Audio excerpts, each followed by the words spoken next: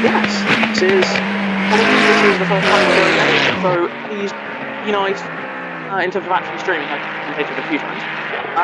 Please be nice. Also, if there's any issues with volumes, levels, or anything like that, please let us know, and we can adjust those accordingly. So yes, Monza, always a fun track, always fun.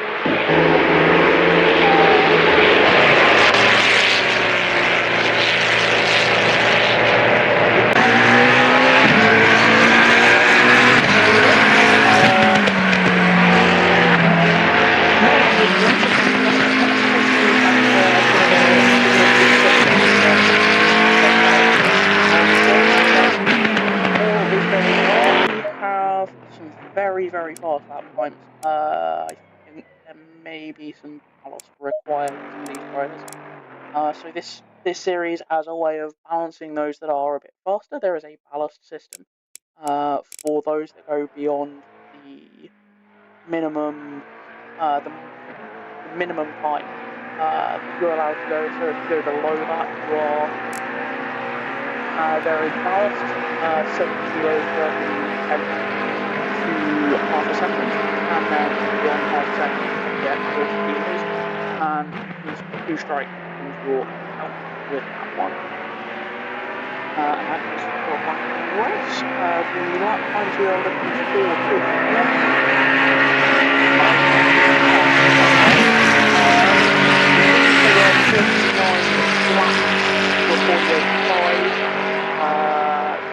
and 49.5 for 49 flat in the race. The qualifying race there. There's lots of at this moment in time, so they close quite a lot of trying to get run around. It also does these things a little bit way in the background.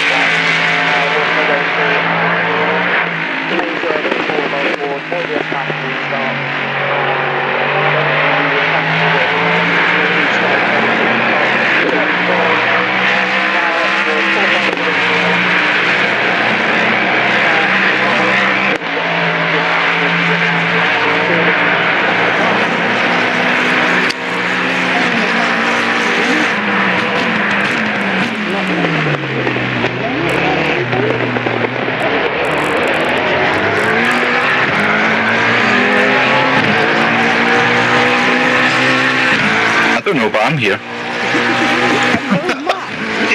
Hello.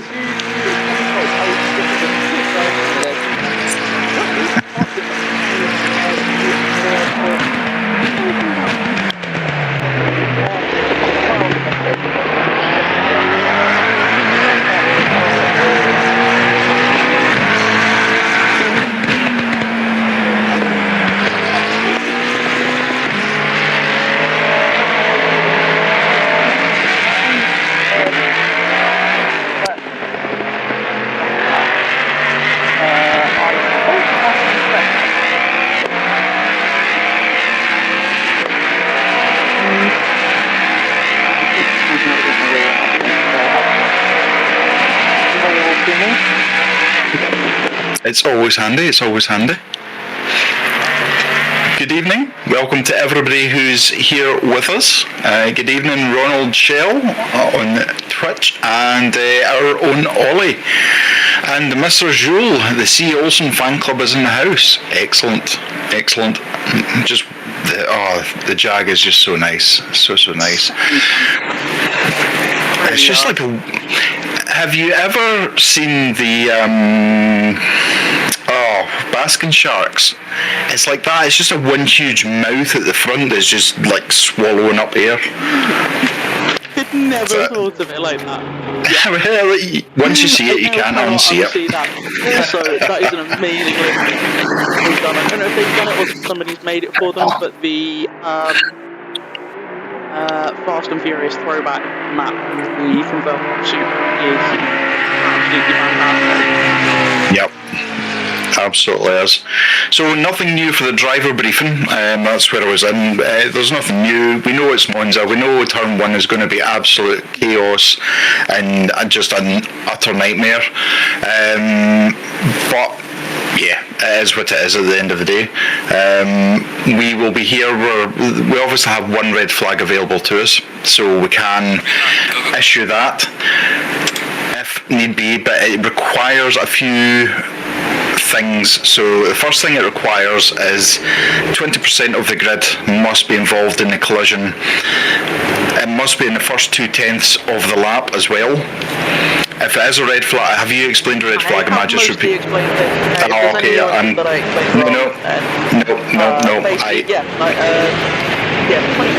is a little fat bird. So yeah, that's pretty much the same thing. If that does happen, then I'd say I think it's coming up over here. You'll see up in the top corner, there will be red flag. Good. Everybody, as I said, will start making safety for rolling around slowly at a significantly reduced pace.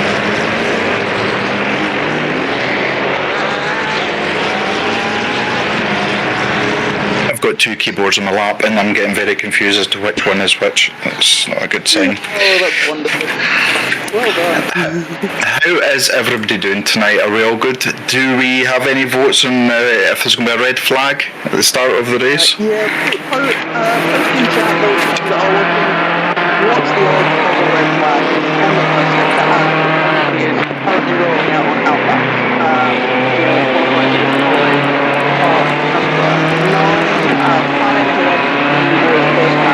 So what they like to do is second third time lap. The other question is how or desperately trying to make up lap time. Lots and lots. They have all been not warned, but it's something we need to go through. It is still rookies at the end of the day. Let's not forget we all started in rookies, whether you raced in a rookie league or you just raced on your own. So let's have a bit of patience for people, but they have been told, and I personally told them about racecraft. Racecraft is the one thing we need to see as well. Casper, you sound all messed up. Your sound is all messed up. Is that? Is that me or Zeta? Zeta is streaming this tonight. I am taking the back seat.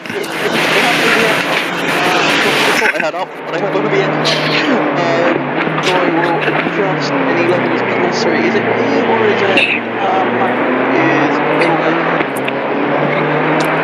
I would say I'm quite messed up, but you know, a little bit messed up's actually okay.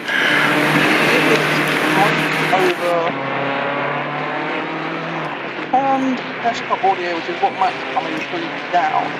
So apologies if I can rebalance the game back up.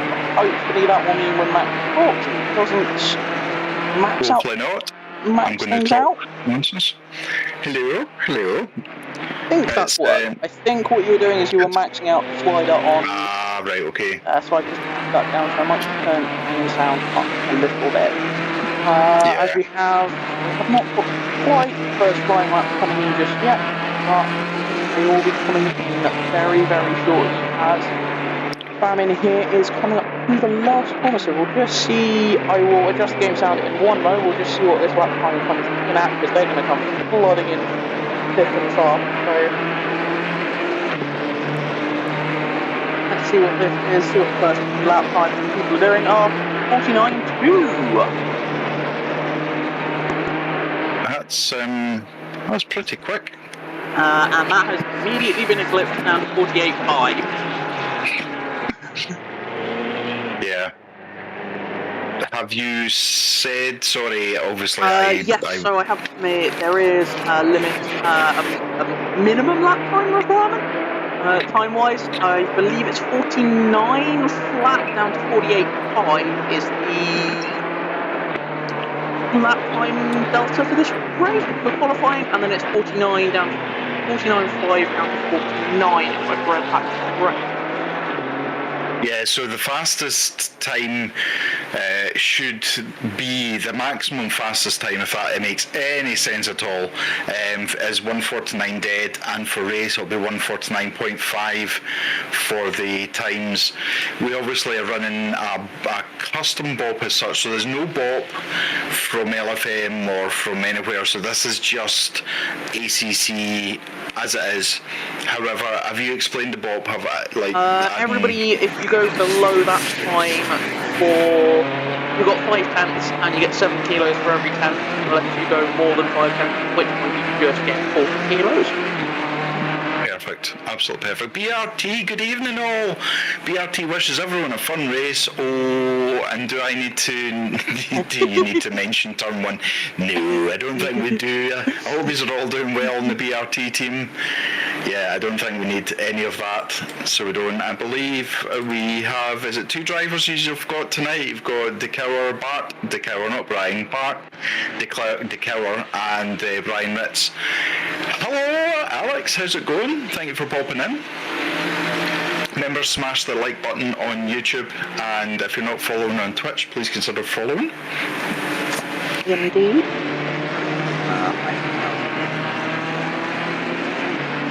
Apparently the aspect ratio on my screen is a bit wonky. And apparently Mike, I read that wrong. Okay. I think Mac sounds like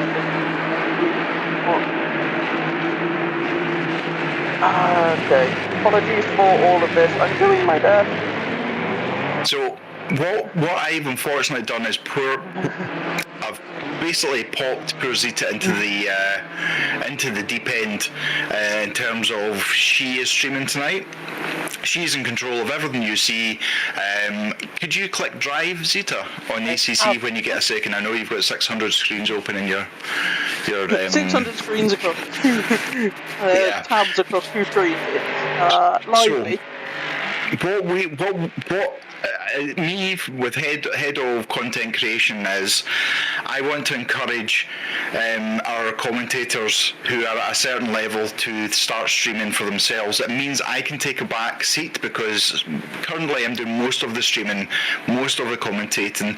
I want to bring good talent on, and Zita is an absolutely outstanding commentator, so I want her to now progress to streaming. Streaming is a completely different art to everything. Now Zita's got a widescreen monitor. I do. I have. If anybody else on the commentary team who is watching this also runs a 4440 34-inch monitor, it would be greatly appreciated as to any tips on how to fix this. It looks fine my end, and it looked like it should have been fine in OBS. If I screwed something up, please do say. I am completely learning by the seat of my pants, and I'm hoping that it's all going to be alright. No, I think because the map is on above the timings, so can you press F2 on your keyboard when you've got ACC on? You'll see it comes up with little menus, and you should be able to go to broadcasting. I can do that through 52 blank. No, basic timing. I think it's the third one, maybe. There we go. Right, I'll take a second. Obviously, our minds is a little little bit behind. I think that's what Ollie's talking about, is because there's black each side of the screen, but it's actually showing the map and things. So Yeah, I don't think it's your aspect ratio. Fine. I think it might be because I'm not driving. It fills the screen when I'm driving, so if I go to on it fills the screen. Yeah. So I think it's because I'm not following on one of those. It shrinks it slightly. It drops it to a 1080 screen. Yeah, the Raisin has a little black line on either side, but it's filling it with a map and with a timing screen. So normally, I think everyone's used to me where I've got like a standard 1440 monitor, is that the yes, like that. So when you go to bonnet, I know I'm slightly behind, go to bonnet, it fills the entire screen, but when you go back to like TV, for some reason it kind of squashes it back a little bit. I don't think it's going to ruin anything tonight. The problem is we can't teach streaming without streaming. So unfortunately, this is a little bit of poor Zeta is doing this in front of everyone. So if you can imagine, learning where the seat of my pants. Honestly, it's pretty much what I do for a living in terms of my engineering job. It's no hidden from anybody. We're an auto engineer by trade doing restoration work. So 9 times out of 10, regardless of whether it's a job you've done before, on a car you've worked on before, something's going to go wonky. Because that's just the nature of it. So you have to learn everything by the seat of your pants. So that's basically what we're going to be doing. Is if there's any problems, please let us know. I am not afraid for you to have a hang on. Sorry, I was just doing that. Oh, hello. Sorry, we have a whole bunch of stuff from. YouTube that. Sorry, I'm having a brain failure. This is a lot to take in at once. It's absolutely fine. Unless you've done this, nobody knows what we're going on about, but I'll maybe explain it later. Bart's livery is not okay. Oh. I'm watching it just now as I synced the livery literally before Zeta started streaming, so it should be... I synced it about 6 tonight. Maybe about 6, somewhere around that. So if it's been updated in that time frame, I do apologise. It may also be a little bit of bitrate issue my end, just as thing, because my computer's having to work really hard doing this. BRT guys, is it Stephen? I think it's either Stephen, I think, or Stefan, who's the manager for BRT team. If you can let us know what it is about the livery that's a bit ski with, we can try and work out why it's happened. You're here to support Casper from Denmark. Tobias, nice. Mank, good evening. Tobias, if we are very lucky, he will give us a victory dance. They are very famous in Denmark. Oh, are they? Excellent. Morton, and he's very beautiful. Well, that's good enough for me, so it is. There's a lot of love for Casper tonight. Mank, so nice to see the Jag out, somebody in the Jag. They're just absolutely amazing. It really is. Morton, if Lightning McQueen was a real person, he would be C. Olsen. Please win for the handicapped cousin. She's rooting on you in the living room. Excellent, that is beautiful to hear. Right, I'm going to shut up and let Zeta speak. This is fine. I think we have Casper Olsen. I hope I've got the right driver. Following now. Yes, you do. As we go, Helicat is a rather nice fetching grey and red livery on that car. Yep, that is nice. It is rather nice on the Pateron. Highlights a lot of the aero work they do down the side of those cars. These cars are fascinating. I don't know if anybody has been catching up. I need to catch up on what happened with the car on the weekend. If anybody did see that, really should be keeping an eye on race time. Lap time too, because we have got some absolutely blinding lap times. I look away for a few minutes just to sort everything else out, and we look back and Berg is on a 47.7. Yeah, it's just been pointed out in Twitch chat. So yeah, he's going to have the entirety of kilograms added to his race. That's for sure. That is just going to be all the ballast, all of the ballast after tonight. Kitchen sink, Don't have wardrobe. the list, unfortunately. Google list and see who is on what in terms of warnings. Obviously, you are also not allowed to sandbag because that's just mean and unfair on everybody else. So you have to go as master. The stewards do a pretty damn good job on all of that, keeping an eye on all that. There is a good number of them keeping an eye out there. So if you are found to be lifting off in odd places to try and make sure you don't go over a lap time delta, they will ping you for it. So yeah, that is a seriously quick time. Like, That is very, very quick. I mean, fair play for getting the car hooked up and putting that lap time down. That is impressive. Because the next car back is on a 48. There's quite a difference in times. I'm just watching Van den Keulen at the moment, who is only in the top 3 that's looking as if he's going to try and do something, but he's not actually gaining any time at the moment. No. Yeah, I mean, everyone else is pretty close to each other's times. In fact, the top... Outside of Perth, you are top in 12 drivers, second down to 30. Don't make that 40. Are all within a second, and then 50, only 1.1 back from there, one back from the leader on a 48.8. So it's really, really close. Always is, always has been in the series. You put a bunch of drivers that are very similar speed and in cars that are balanced reasonably well, and suddenly you will see just what people are capable of with setup and what have you. It almost heads to one make racing in terms of the lap time differences. They really do shrink. We were watching some of the practice going on before this, and again, yeah, the lap times were, I think it was the top 16 were all within 2 seconds of each other. Of which, where does it go to beyond that? Now, just scrolling down. Okay. Well, there are 3 drivers from 27th to 30th. Sorry, make that 4 drivers. Who are all in the same 10th of a second at the moment. So, literally any amount of time improvement, and almost all of them are on. I say that, and 2 of them drop off. They are all hovering around making improvements on their lap times, although somebody just saw the yellow flag, so that might be them out of that. Backing out of that one, car 666.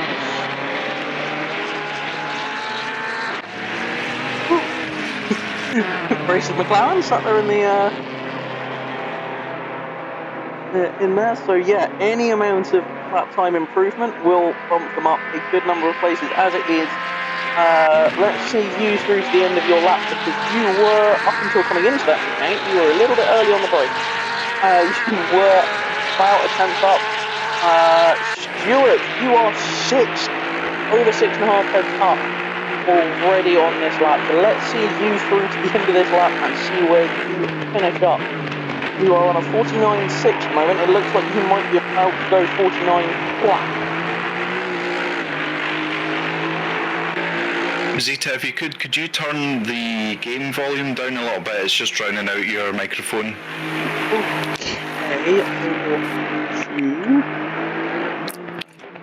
Okay, some tricky stuff to do that. No, yeah, no problem at all. Options, audio. Let's drop that down. Do that, please. Sorry, I'm assuming that was. There we go. Hopefully that is working. Beautiful. Hopefully that's sorted for you, RK. Thank you very much for letting us know. Yep, thank you very, very much.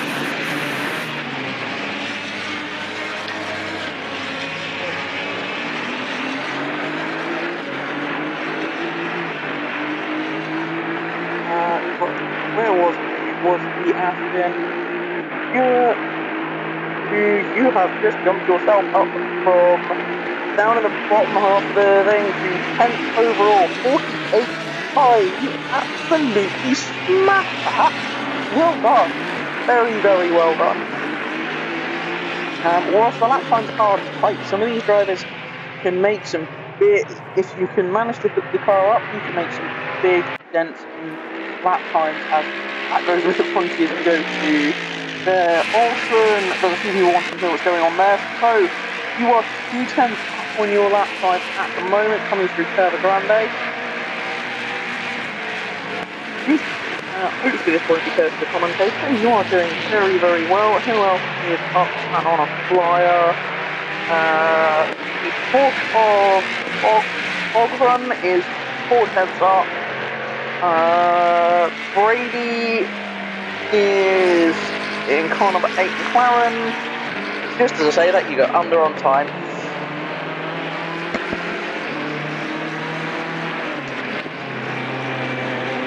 So yeah, Austin, you are flying. You are on 5/10 up now. I think what we're seeing is tyres and cars coming up temperature. It's something you don't necessarily see as much with more professional drivers. It does reflect actually a little bit more IRL when the amateurs go out to their qualifying runs, in that they will, the lap times, as the cars get lighter, as the tyres come in, the lap times just fall and fall really, really quickly, and in some cases fall with some really big margins. This is looking like a fantastic lap. You are about to jump yourself massively. You are 5.5 tenths up. You go into third with a 48.1. So I think the stewards are going to be having fun with this one post-race. To be fair, having spoken to them before the series started, this wasn't unknown quantity to this track, and maybe some people that just obliterate lap times, because Monza, quite frankly, even though it doesn't have the original oval attached to it now, although most of it's still there going down into the last chicane, as you go down onto the bridge, that is actually old banking.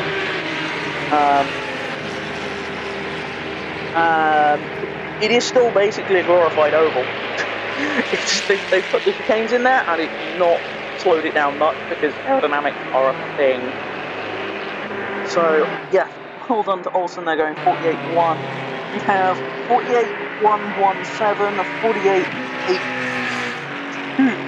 48.222 in the top.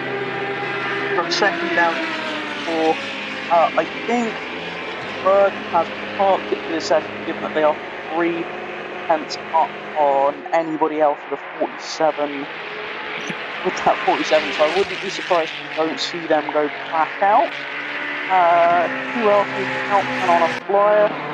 Famine is 10th up, nearly 2/10 up on this lap, so they are evidently trying to do what they can to make a dent in that lap time as best as they can.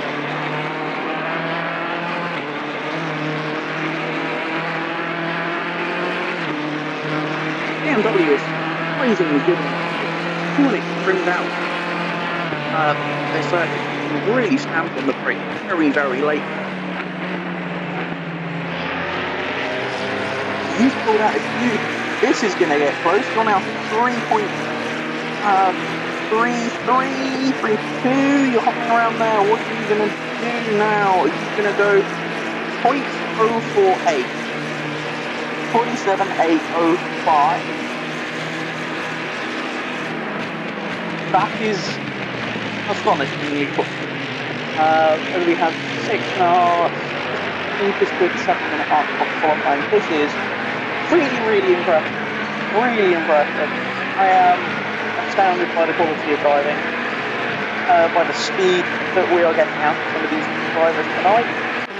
Olsen, probably very happy with that lap time. I'm assuming it's probably parked now with this show. Comet, sorry.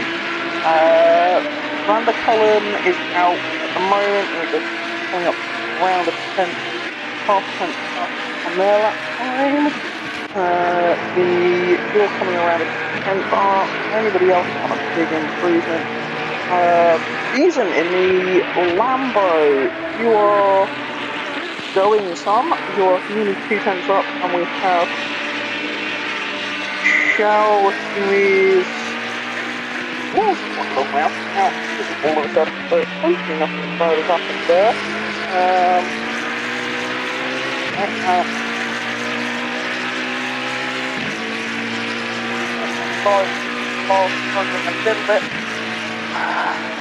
A little bit of getting to the back of the qualifying stage, qualifying session.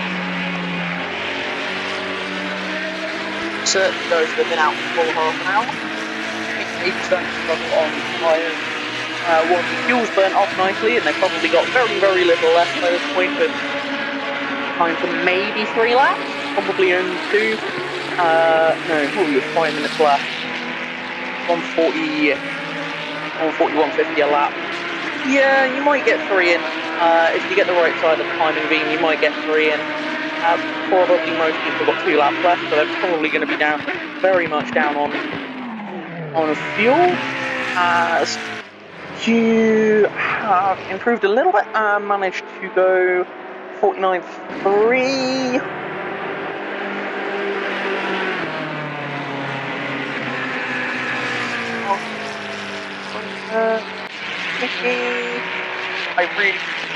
I'm hoping that is how you pronounce your name. You are again hovering around the 2 tenths, the 1 to 2 tenths mark. On lap times you're aiming. That was your last lap was 1:51. You were well down there. Looks like they might be struggling on coming out of some of these corners again. That starts to show, particularly with the mid-engine cars, they do tend to load their rear tyres up quite hard around here, so you tend to overheat them, quite easy to overheat the rears, and actually struggling with tire temperature. What are we, 22 degrees? Yeah, it's quite possible some of these cars are starting to burn up their rear right, but their rear left, but their front right is potentially still cold and slightly under pressure, just such is the nature of this track, which is why I think we're starting to see people kind of hitting their VMAX a little bit, as Ganley is down in 26. You are 3 tenths up. You've just got 4 tenths up.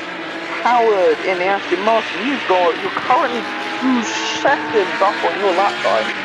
And we'll see where it is 28.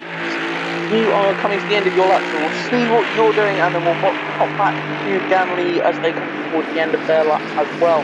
This should be impressive. You are 2 seconds up. Your current fastest is 49.317.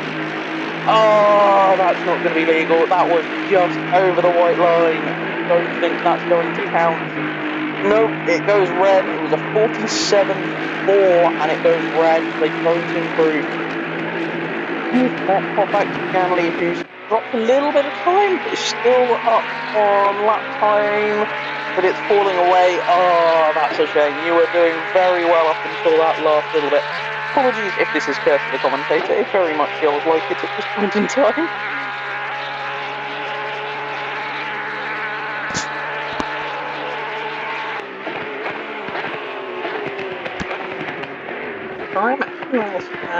Looks like a lot of people are starting to park it now. I think people are going to be on their last few flying laps. They wanted to make sure they're all chilled out before they start the race. And one of the nice things is being just a flat half an hour session. It's not too much of a sprint and a bun fight, especially when you've got 35 cars on a grid tonight. when you roll out and you've got a 10 or 15-minute qualifying session and you've got that many cars to go, it can get very, very lively very quickly. So again, I think something that has helped these drivers is just being able to find that bit of space where you want it, and then to make the most of it. So who else is up? I feel like if I go and find who they are, they're going to curse them. They're going to make a mistake and make an illegal lap, or they're going to start losing time. Dakara, you are in Aston Martin. You're one of the BRT crew. You're currently 3.5 tenths up, coming through Curve Grande again, early part of your lap.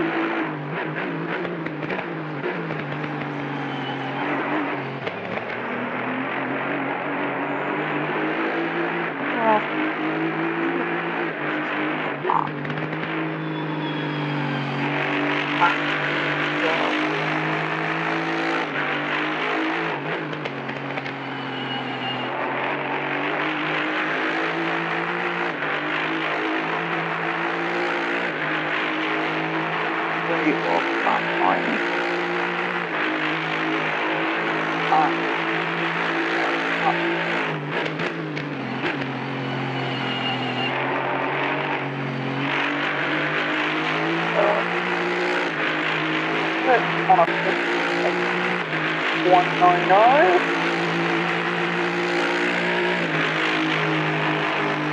There we go, that is the end of qualifying.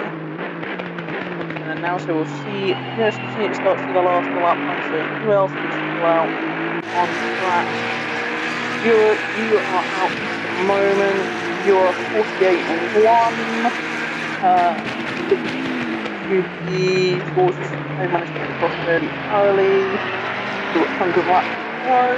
You are, well, looks like somewhere just behind Stewart. You have Paula is down on time. May improve, may not.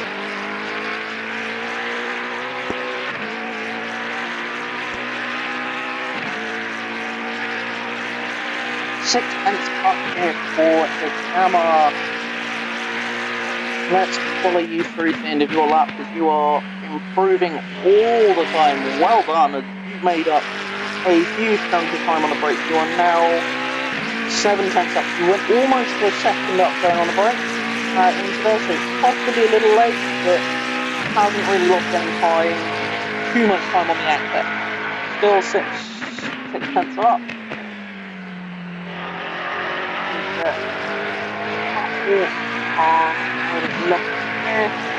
You're 7 tenths.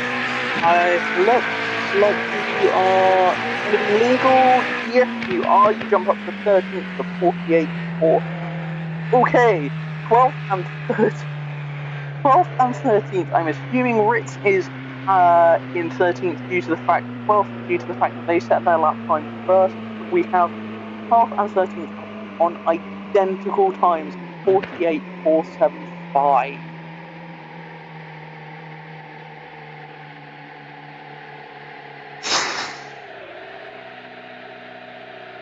That was impressive. That was some very, very fast lap times. Apologies, I just kind of went for it on that one. Did you have anything to add, Mac? No, absolutely not. I'm coming through quite distorted. And if you could turn the game down a little bit more, it'll just make things a little bit easier. But no, you absolutely smashed it. I didn't even have to do anything. I just sat back here and went, I've nothing to do. I'm just going to watch some cars going around the track then. We've got obviously some racers in with in the chat as well, so Cullen, greetings from P4. Smashed it, my friend, smashed it. And really well done to Mr. Brady, P16, when he said he couldn't get past 149, so absolutely stupendous.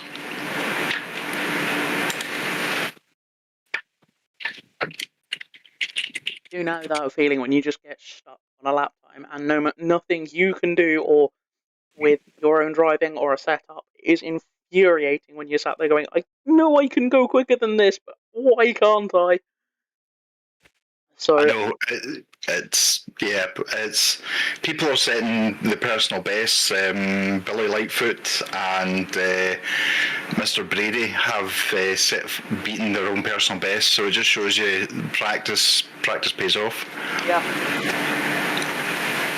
it definitely does help doing that. So let's just run down whilst we have a couple of minutes here, before the race starts.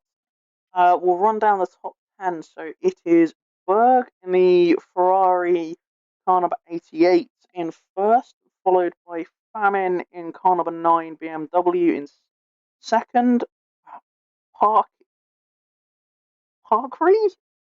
in third with car number 58 McLaren, Van der Kellen car 119 in McLaren, Olsen car 66, Stewart car 355 Aston Martin, Connetts car 33 McLaren, Jungwirth, I really hope I've got some of these names right, car number 10 BMW, De Cauer in that Aston Martin car 778, and in 10th that is Zombor car 999 for the Mercedes. Good mix of cars up there in the top 10. Our first Porsche is down in 11th. That is Ogven, car number 1, and then we have Stevens, car 100 is also there in 12th. And obviously Stevens and Ritz posted identical lap times. Two different cars, same track, identical lap times. That's downright impressive. Absolutely, as they've done, the rookies are doing so well. Obviously, there's now ballast being added, so I'm sure that won't please everybody. But yeah, there's a good number of people that are going to go on the brake for the first time with a full tank of fuel and go, "Oh, it's a lot longer on the brakes than I thought it was going to." Yeah, absolutely.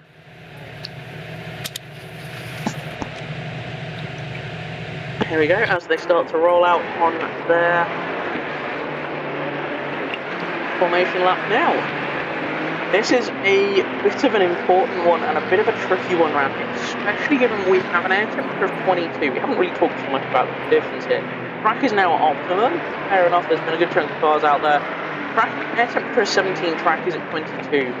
This is going to play a little bit of havoc with tyre pressures and tyre temperatures at this track. Not so much tyre temperatures as in the sense that you think about it, the rear should stay pretty good, as would the left-hand side of the car. It's going to be your right-hand side that are going to be the tricky one, especially that right front. It's a very, very unloaded tyre on this track. Unlike a lot of the tracks around the circuit on the calendar and on ACC, it's a very, very fast track. So most of these cars will be running basically on the floor. Ride heights at the lowest possible, rear wings, front splitters, all trimmed out as far as they possibly can. So there's not the aerodynamic load on the cars that's going to be pushing them into the ground. So your outlap, your formation lap is going to be really important in getting some heat into those front tyres, using the brakes, giving it, weaving, moving around, just trying to get the heat into those front tyres so that when you go on the gas, when you go on the brakes, everything works, because slicks work by being hot, being sticky. So they will, the hotter they are, as long as they're within their temperature window of around the 85, 90 degree mark, they are nice and sticky. And yes, that is the surface temperature of these tyres. It's insane. So you need that to make them work, and make them work really, really hard. Anybody that saw the Christmas race, that was really, really cold. We've done a race here. It was a night race with another series, and again, that was another cold one. Actually started playing around with brake ducts and pad compound to try and get the car to behave itself and generate that. So there's two ways you can warm the tyres in this situation. You either have to move the car around and get that tyre moving around on the rim. You can also use radiant heat to brake. So you'll see it is that these cars will go on the brake, particularly these big stops you get here, and they will glow. They really will glow, and that of being essentially glowing lumps of metal at close to 1,000 degrees will be radiating that out into the rim and into the tyre, and that helps with tyre temperature and tyre pressure as well. So it's a bit of a tricky one. It's, as I say, the temperature's not amazing as they are forming up now as we come into the last corner, as everybody is now scrambling to grab their positions and any last moments they can. The Aston and the McLaren are hanging back a little bit.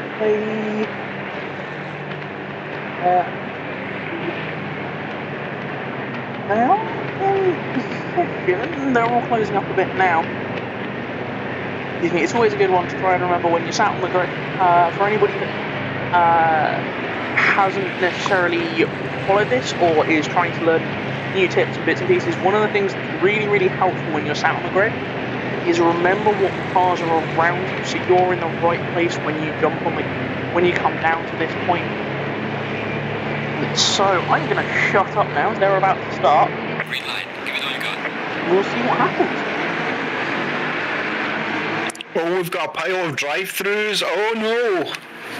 P1, P3, and P4. Oh dear. I thought they were a little bit a long way ahead. I was concerned about that. As P1 goes straight on at the first corner. That is, I mean, it's better than making a big mistake as we have the people falling flat.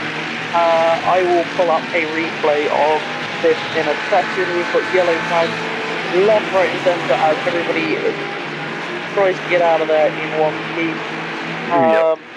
I'm going to pick on a random driver who was up in amongst that lot to start with, and I'm going to chuck a quick 30-second replay on just the carnage that ensued at the start. I mean, that was painful. That was a lot. I don't know what you saw from where you were, but there was definitely a good chunk of argy-bargy. I was expecting it worse, so I'm impressed that they managed to get through as cleanly as they did on that one. So very well done for getting through with as little as you did. There is, as you say, there were some drive-throughs there. That will be, as I was saying, for being out of position at the start, it is, you are not where you should be when you start. You will pick up a drive-through on that. Looks like, was that? Our leader worked. Where has our leader got back to? B5 now. When he went through the chicane, he actually pulled up to let the other cars pass. So great sportsmanship. Very well done on that one. Like I said, these first two drivers are in fifth. Looks like they are. The drive-through looks like it's been cleared. It doesn't appear to. They appear to be serving it. No, because I'm following the wrong car. That's why. Berg is into the pits. It looks like. No. I was looking around a few other things for that. I will hit a replay on that.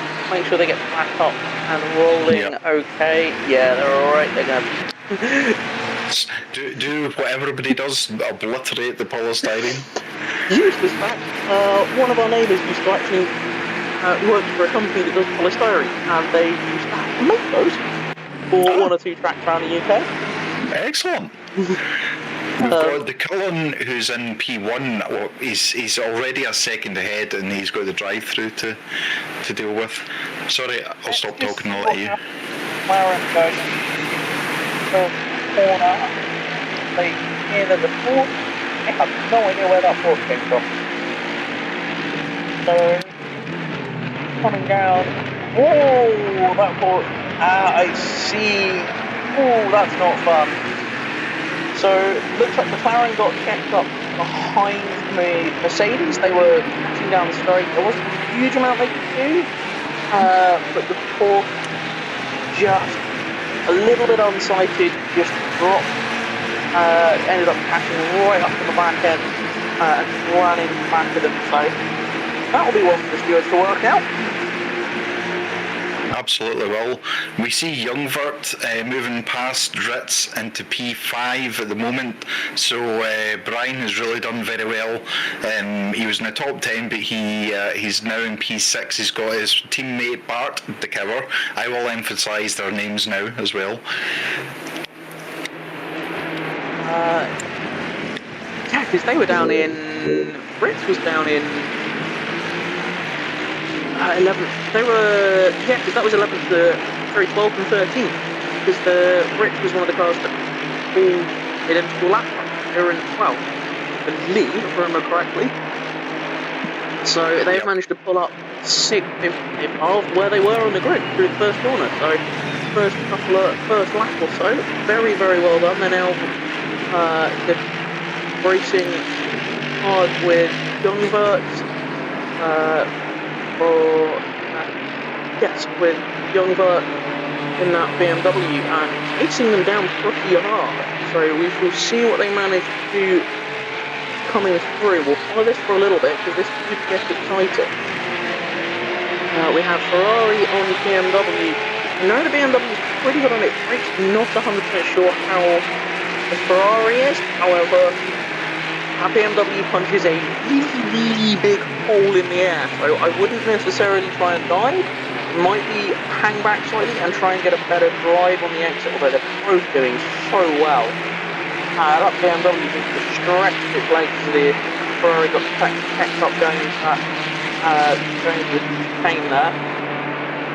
How does this change going into the final corner here? Ferrari's catching back up. Van de Keulen into the pits for his drive-through. Fair enough. So I see. So that will promote these two drivers back up another place. That will become 4th and 5th respectively.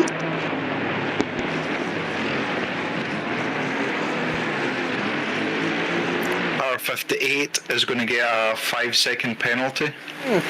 Just going to double check who 58 is. Yeah. It's Pikiri. Was that the Porsche that was involved?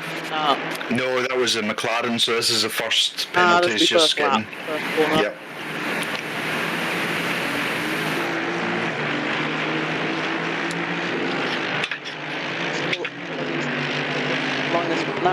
Oh, here we go. There's a bit of a move on coming out of there into the first. The Lesmos, very nicely done as that Ferrari sliders up the inside of the BMW into the first of the Lesmos. Get the leg on the BMW on the way out. Has the BMW got enough front in a straight line to reel that Ferrari back in and do anything?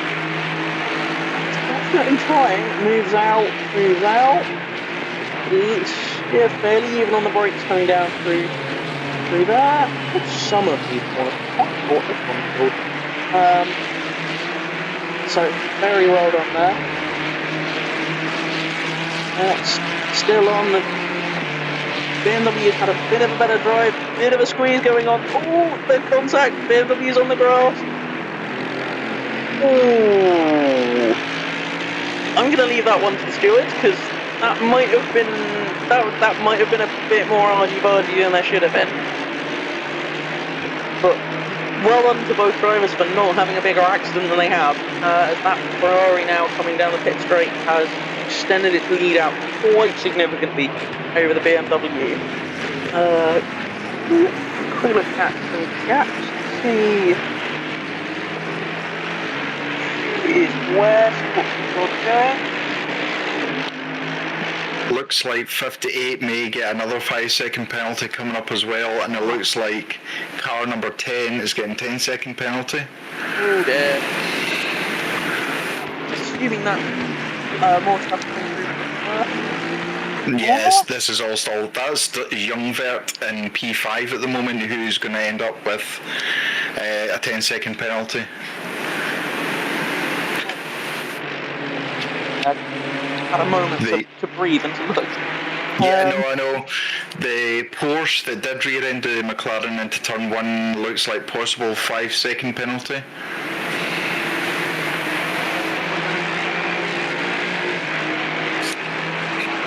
Please bear with us. Yes. Yeah, BRT, My mic, absolutely. my mic is maxed on everything, so I might just speak up a little bit on that one. Well, could you turn the game down then? The volume of the game. I'll just make things a bit clearer for people to hear your lovely dulcet tones. I can wind that back. Bear with us just a second. Please, I wholly apologise for this being as disjointed as it is. This is very much learning, and I will admit I'm having an absolute whale of a time. It really is. I You're love doing just kind of really learning all of well. this. You're doing really well.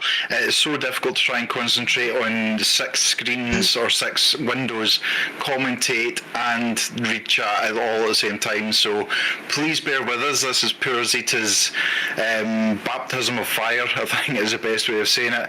At the moment, I've kept myself quiet because I want Zita. Zita has so much more knowledge than I do, and this is really her stream, not mine. But we are working together to try and give you the best we can. So we see Brady taking over P15. It looks like it was a bit of to and fro between him and Stanek down in P15 and P16. Conzit, who is out with 2 seconds ahead of Billy Stewart. He's got Zombor and Treble 9 Mercedes behind him, and look at this. Brian Ritz in P4 for the Belgium racing team, and Bart de Kouwer in P6. Now it's going to be interesting because we know Youngvert could very well be getting a 10-second penalty, which would promote Bart up into P5. Could we see for 2 races in a row a BRT 1 and 2? Could happen. You just never know. Brady looks like he's lost a couple of places there. He's been demoted down to P17 at the moment. It's very, very close together. The battles, there's pockets all over the place. Falser is right behind our very own George Stevens in his Porsche, looking to try and take over that P8 position if he can. He's just come down the last corner. Sorry to jump in there. This is hotting up as a hell of a 4-way fight. At least 3-way fight between the 2 Aston Martins of Stanek and Howard, followed by the Mercedes, McLaren, and the Brady and Beeson in the I'll try that one again.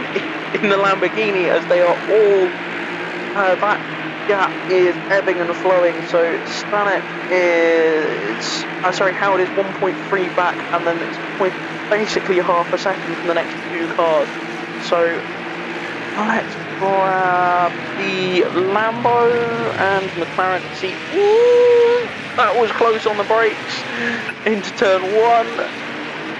I think that was McLaren. Yeah, McLaren might be a grab the Aston Martin. Yes, looks like it's that marker that's getting out of the way. And just as I was saying, we have got the penalties now coming through, confirmed. Car 58 now has 10-second penalty. Car 10 has got a 10-second penalty. And it looks like car number 1 is going to have a 5-second penalty, which is a Porsche into the back of the McLaren, I think, by the looks of it. Car treble 2 is going to have a 5-second penalty as well. That's Loran down in P21. It looks like car 720 is going to get a 5-second penalty, and car number 69 with a 5-second penalty as well. None of them looking like they're in the top 10 anyway, so it is going to be interesting in the pits. It's a mandatory pit stop, don't forget, so they have a 25-minute window to change tyres and fuel. That Youngvert is going to have to serve the 10-second penalty when they come into the pits, so Bart de Kouwer has a little bit of breathing room to get past when they come back out again. The other question is, out of all these drivers, reasonably clean, as Howard is now running around in reasonably clear air, has managed to escape away. Those gaps coming up. Triple 2 of Leonard Laurand and Olsen are side by side. I just looked across at looking at race control there, and the number was 0. Yes, this is always a good one, this track, because you can get such a big drive, but then you've got to get the car stopped, and you're going potentially quite a bit faster than the next car, the car you're overtaking, so you can't necessarily dive as much as you would want to on the brake. You kind of have to. One of the ways that I've found on previous races here is not necessarily to get somebody on the way into a corner, but to give yourself enough space to get drive and to drive out of the corner better than they can. Hold onto the slipstream and drag past them that way, because it's then a lot easier to. Then it puts you in a position of being able to defend rather than having to attack into the next corner. There's a great battle going on between Brian Ritz and Zombor for P3. Brian Ritz got past Youngvert, so it looks like he is really chasing down that P3 position. Brian Ritz and in fact Zombor has come in. Has it? No, he moved over, sorry. It looked genuinely like he was going into the pits there. But trying to break the toe of that 296, Brian Ritz absolutely has a bit between his teeth. His teammate is on the same straight. You can actually see both of them, the Mercedes having to go very deep to defend that. And again, some more of the penalties coming in just now. Mercedes got some grunt in a straight line, but that Ferrari's just good on the brakes and on the way out of the corners. It can really drive hard, and again, it's Mercedes is punching a nice big hole in the air that it can sit in. It's a double-edged sword, that, because it means if you're right up against them as can Ritz get the drive on the way out? Can you do the same thing as you did to BMW? Yes. Can, just about. That was very nearly contact. But as those two have been fighting, it's brought the Youngvert BMW back into this. Obviously, they're trying to minimise the damage that 10-second penalty at pit stop is going to do. So any time they can make up is going to be really, really good at this point to try and make sure they don't lose too much in the pits and they're not having to then fight back through the traffic. Oh, that Mercedes got it loose over the curb. They ran that in deep and really hard across the apex. Got very choked up on the exit, and now that's brought the other BRT Aston Martin into the fight as well, who's got way better drive. Oh, that was not good. That was... I'm not going to say anything with regards to that, but the Aston ran into the back of the BMW on the brakes there, and that has released Zomport back out, and both of those cars have end up going very wrong. The Aston looked like it had a much better drive out of the corner out of the corner, as the other two got checked up midway through that chicane and just had the drive. I'm not sure whether the BMW saw the Aston Martin coming up behind, but definitely should have been possibly been slightly more aware of the BMW getting on the brakes there. As we have that Jag has now been, I can't remember where that Jag finished up in qualifying, but now up to 5th overall, and they're fighting with it's the 992 and the Evo Mercedes. So this is a car that is genuinely over a decade, a considerable amount. It's a good 3 or 4 years older than the Mercedes, and genuinely heading towards almost a decade older than the Porsche there, and it's hanging with them.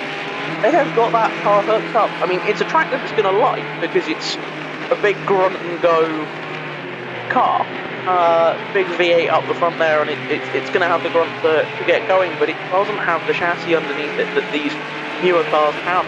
Just going some. So very well done there. As you can see, it just pulls away from that. We're following the Porsche, and it just pulls away from it in the on the straight. As soon as you get on the brakes, that Porsche just back up. Oh, that was a big slide coming through the last corner there. from the Porsche. That's going to hamper it on the way out, and that Jag is just going to drive that advantage home and is well cleared out on there. Stevens' car registering about a second back now. That battle with Ritz, that's been stymied slightly by what looks to be a track marker. I can't see which car that number that is. Can I grab that from somebody? Can I work out which one that is? Car 30 something by the look of things. It looks to be one of the Aston track marker.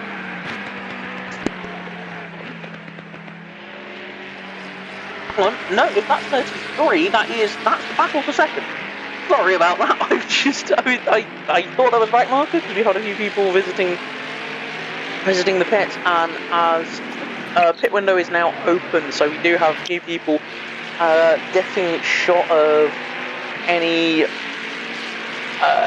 penalties and what have you. They have getting rid of any damage without having to make extra pit stops, and will just be doing their best to drive their way back up through the field as best as they can.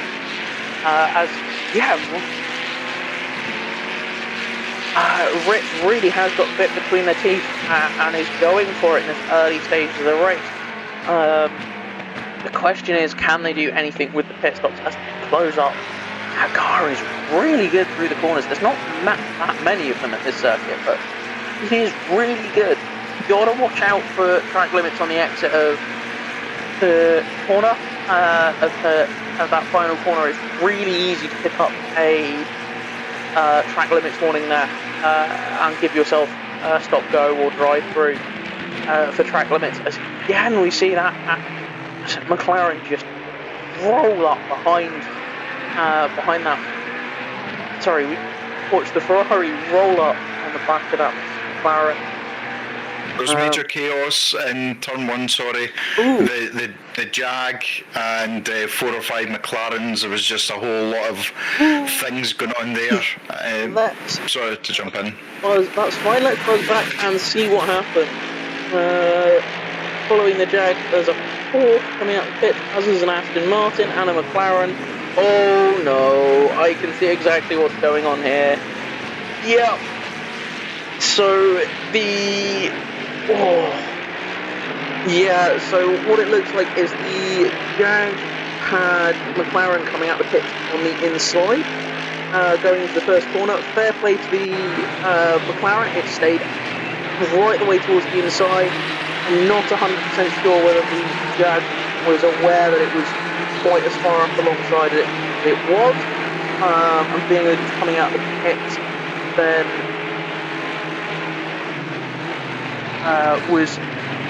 you can't make your car disappear in that situation, and it's horrible. I've been there. It's not fun when you're just going, I can't make my car disappear. And getting all checked up between each other. The other two came in and just got a little bit checked up into that as well. So the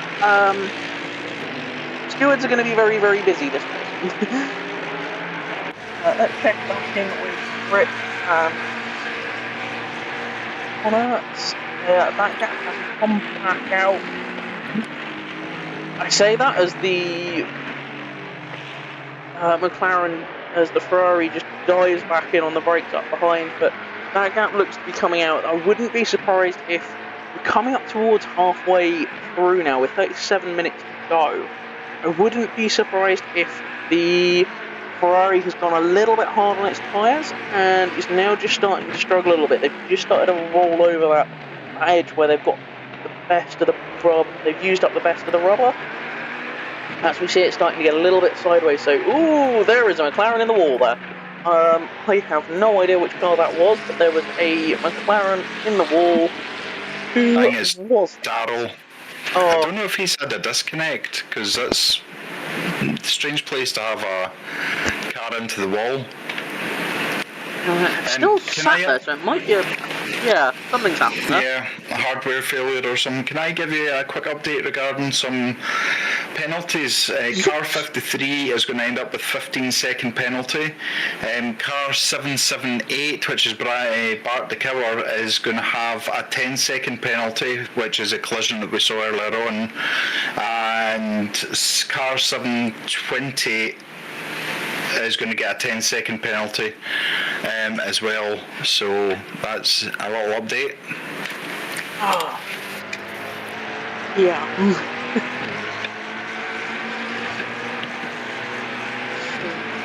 Wonderful.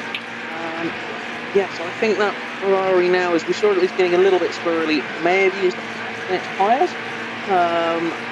And the question is now, what to do regards to your pit strategy, whether you hang on till whenever it was you were planning on pitting, or whether you fail a little earlier and just trying it out on knowing you're going to be faster on the fresh rubber than the car in front and try and make the position that way.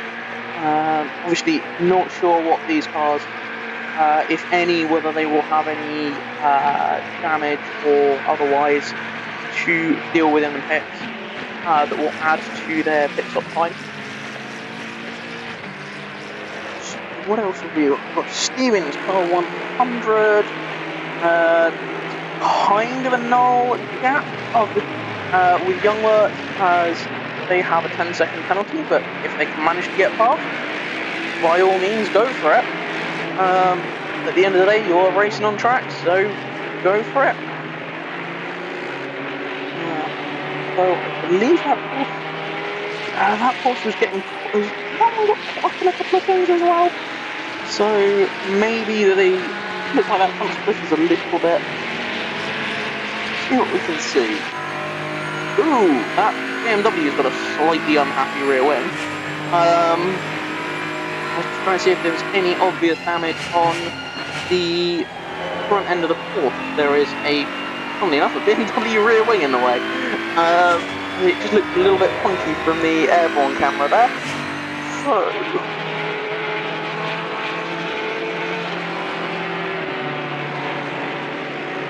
any other match close now? Ritz has closed up.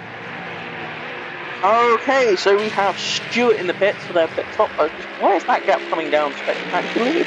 No, Stewart's now in the pits. Which drives Ritz and Zombor up another place. So Ritz is now in the lead on track due to Stewart pitting. Obviously, they have not pitted as of yet, and there is a mandatory pit stop. So we will see that click over on the timing at the side of the track there, at the side of the screen. So you'll see it go where they've got the orange 1. You'll see that click over to green once they've made a valid pit stop. As we see that with Stewart now is rolling out pits. What have we got here? You two are Olsen and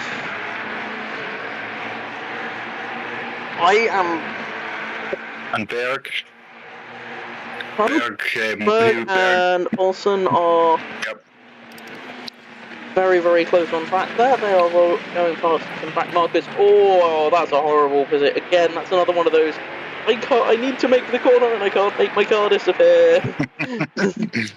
And I have to say, Berg has set the fastest lap down, and he was P17 at one point with 148.850. Yeah, so looks like Stewart has had an issue in the pits. They have got a stop-go 30. I'm assuming that is going to be speeding. Yeah, speeding in the pits, unfortunately. And we did see last race for rookies that someone actually took out the 50 km/h speed limit sign on the pits, which was dealt with as well. It was what it was. The stewards looked at it and it was decided that a punishment was fit. So, yeah, it's a shame that happened, but that's the penalties now getting confirmed, and they will be showing up as we go along. Sanic down into the pits as well. And that's promoted update. Oh, I'm just watching Ritz just to see he was 6th. He was 9/10 faster than Zombor in the last lap. He's now 6.6 seconds ahead. Wow. Hey, just pulled away from that Mercedes. Mercedes, it's not a slow car here. None of these cars are slow, especially what we're talking up at the top of the field, where we're looking at 49.1, 49.7 for their best laps, respectively. But yeah, I mean, with a best lap of 49, that's 6/10 faster. So it's hardly surprising that it has managed to pull out a gap just based on best laps. And if they're able to be consistent, and both drivers aren't running consistently, they're close. And their current laps are slightly faster, but not by much in terms of where they sit on their fastest overall lap. So they are very, very consistent, which does makes things tricky when you're racing each other, because you're not losing that time against each other. And you see Laurent coming through again. If anybody is, we've got some messages coming through from BRT. We got BRT Chili, who's spicing up things at Toga Gin to cool it down. Nice. Yes.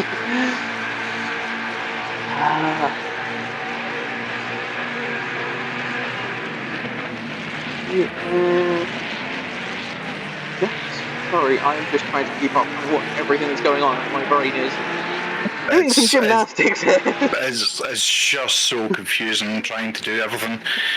You're doing really well, Zeta. George Stevens in P16 is trying to get past Jink Hewson in the Lamborghini, side by side as they're coming down. Not quite able to make it, but is really in the back. Shoulders now into the pits, and looks like Laurent is trying to get past Gamer. Two McLarens fighting in their side by side, and Laurent makes that work. So Laurent up into P6 now, with the Gamer P7 and Berg 8 seconds behind in P8. Just watching Brian Ritz's times as he is absolutely flying just now. The Jag, believe it or not, is up into P3 at the moment. P3 for the Jag. Absolutely amazing. The Gamer still trying to hang on to the back of Laurent, but it looks like he's fighting a losing battle there. We have got Mr. Olsen, who is still out now. He has completed his pit stop, so he is good to race for the next 30 minutes. Down in P17 at the moment. He probably gained some places as he sees people come into the pits. Conzit, who was a race leader for a period of time there, down in P10. He's got Bart de Killer, who's further behind. Obviously, poor Bart had to... in fact... Oh, is that another penalty for Bart, or I think that penalty was only assigned after Bart had pitted. So Bart will have 10 seconds added to his time at the end of the race for the collision down the back straight. A few into the pits now. Zombor has come into the pits, and so has Brian Ritz, Pippi and De Berg all into the pits. Now De Berg has got his penalty that he has to serve. Oh! I'm just going to point this out. What that means is that Jag has managed to wangle its way on pit stop cycle currently to first overall. Yep, that's amazing. And Youngvert has got 10 seconds, Laurent's got 5 seconds, so the Gamer, if he plays this right, it could really help. The Gamer is the only one who hasn't pitted, who is in a position to potentially benefit there. However, Ritz, Zombor, Pippi have all just made their pit stop, so I'm guessing that they're going to need to pit soon. It depends on whether they're going to run right to the end of the pit stop window. If the car's feeling good, then there's no reason not just to keep going if you can make the lap time. It's always wonderful when you see that. They've got Youngvert Youngwork behind. I think they're just trying to not lose too much time in the pit stops. Although they are currently, they're about 9 seconds up on the car behind. Still, Leonard hasn't made a pit stop yet, so and has 5 seconds. So if they can keep that gap at 5 seconds and any damage that's required to be fixed is even, that's going to be pretty close on the way out of the pit potentially. With those two, as the Gamma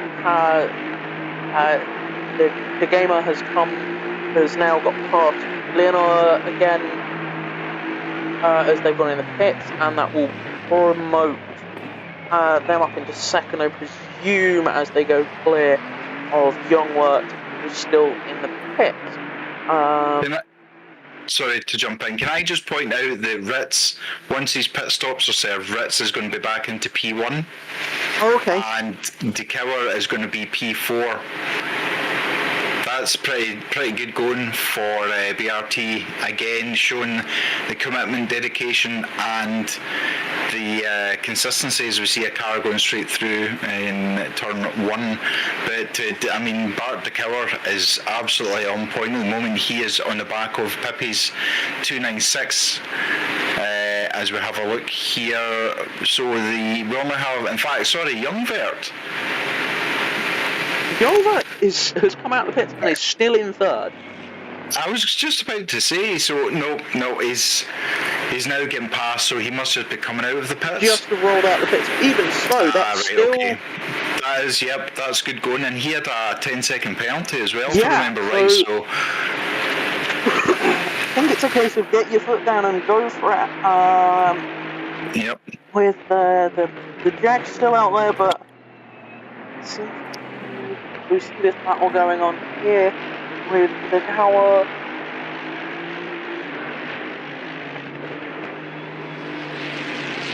With Bart there just edging their way.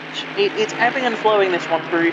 As you see the different bits of the track that each car is stronger, the gap ebbing and flowing a little bit to each other's strength. I think the Ferrari may be a little better through Swift bits, but I think the Aston might just have a bit of a drive advantage on the Ferrari on some of the longer straights.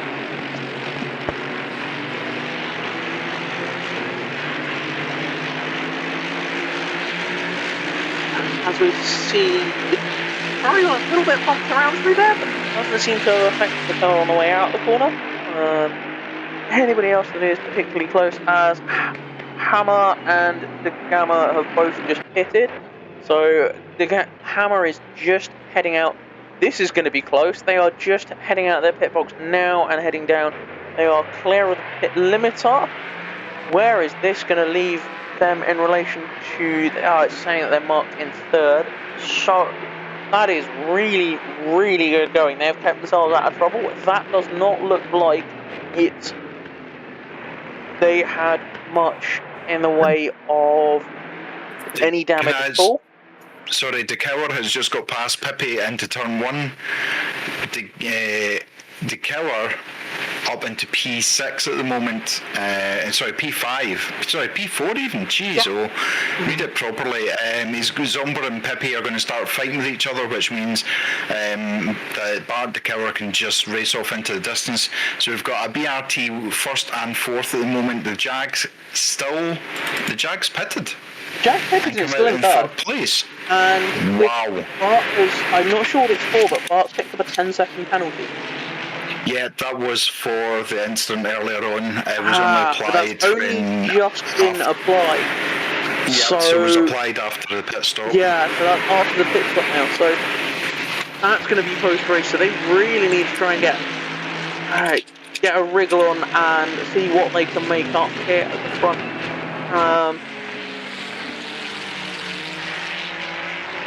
As we see Connor...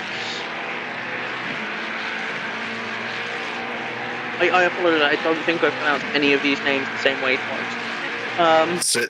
The same as me. I actually found out that Elias Fernando is pronounced completely different, and I've been commentating for 6 months on his races. So, yeah. So don't worry about it. I'm really impressed, but I think the Jag is a sitting duck for the Aston Martin or the BRT team. I think so. I think it's just the balance of that car, of the Aston, and I think just how much better the slightly newer cars are on their brakes.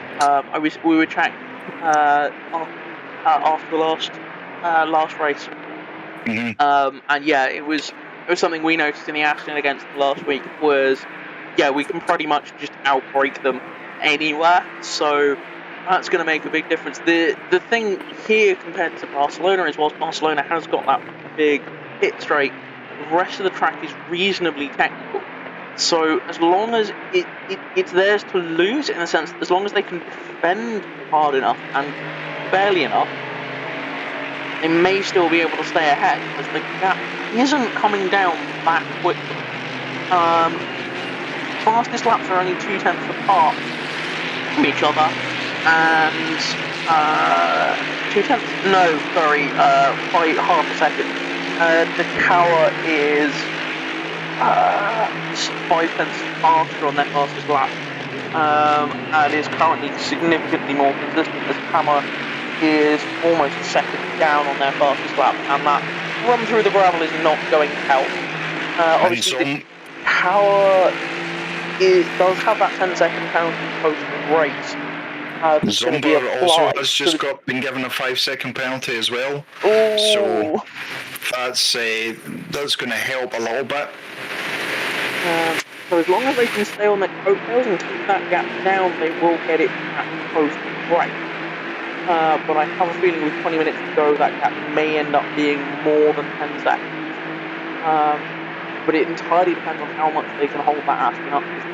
The Aston does have a tendency to fry its tyres a little bit around here, if you're not careful. So that will be one to watch, because if you can hold them up and minimise the damage that he's done, then and make it as hard as you can make that Jag wide, you can very much cause a bit of a problem there with the car trying to get past. And again, being what looks to be the faster car in a straight line, as we see Takao run wide through there on the exit of the chicane, you can kind of just park the car on the apex, and it's impossible for somebody to get past at that point. They can't outbrake you, they can't cut back underneath you because there's a car in the way.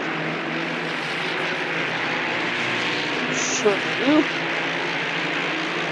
who else have we got? We have Leonard is right on the back of that Lamborghini of Bezant, and the Gamma is and Stanek are very much fighting this one out. So let's follow this battle for a little bit to see how this turns out. I'm not sure whether that was the Aston getting past, or that was the... I think that was the Aston getting past. Let's just have a quick look and see what happened here. May have gone... The Cower is side by side with Hammer as they come up to the start finish.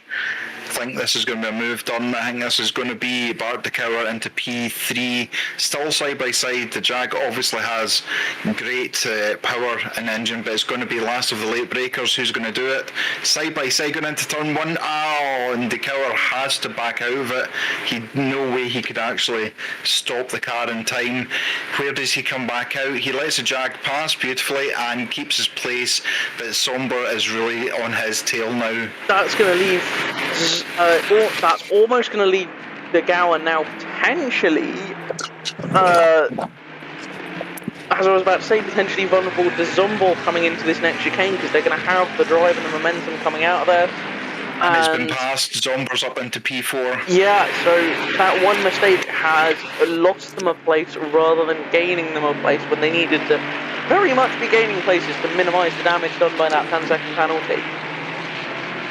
I feel like I need to go and see what Ritz is doing, because they seem to have run away, for a better description.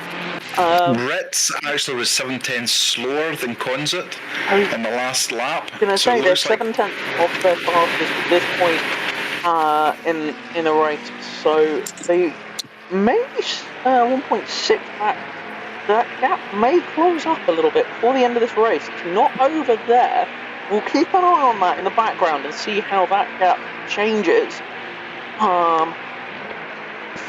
Lorand off facing the wrong way by the looks of it.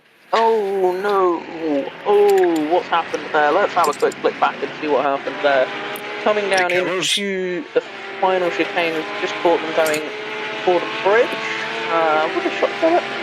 Yes, it does show. It does show the banking on there. Oh no! Sorry, has to hit the eject button well and truly there. That was, I mean, well played for not. That could have been a lot worse. They definitely could have collected. That would have been De Gamma. No, not De Gamma.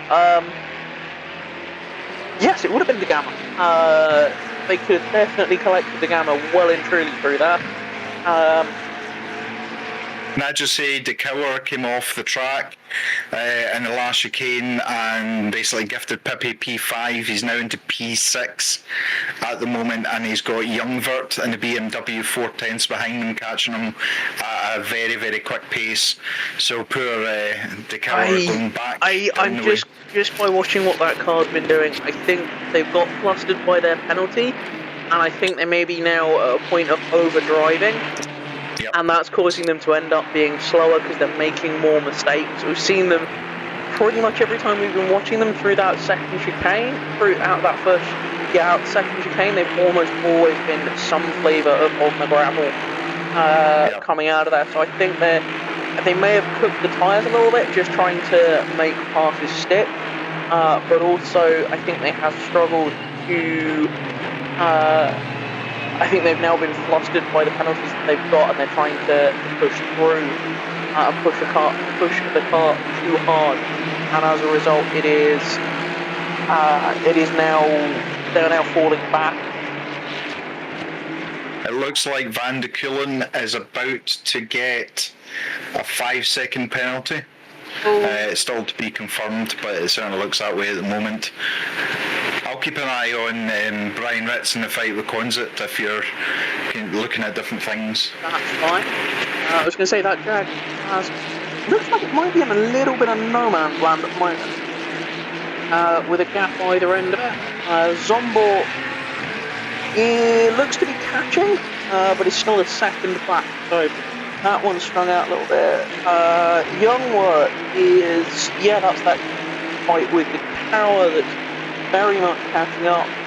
Isn't in the Lamborghini, with the Porsche.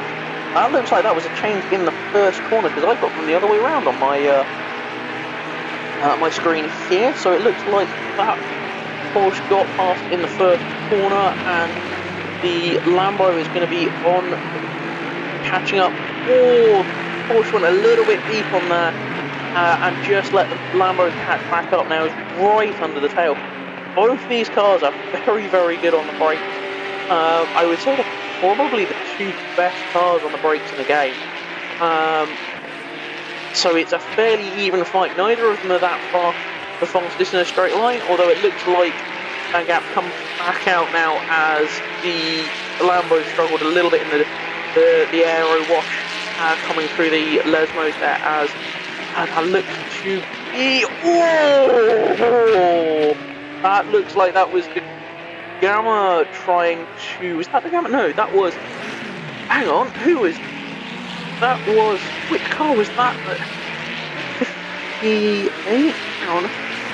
That our original race leader that got caught out there? I did not see who that was. That was. No, Berg's still up in P10 at the moment. I don't think. Maybe it was actually. I can't quite see from what my angle which McLaren. It was 88 they tagged. Where are you? It was, yes. 88 as Berg, who was our race leader. Our original race leader got caught out there, ran up the. Was on the brakes and missed the Lambo looked like it just tagged the back of the car. The Lambo definitely came off worst in that, but yeah, that's going to have been a scare for all parties.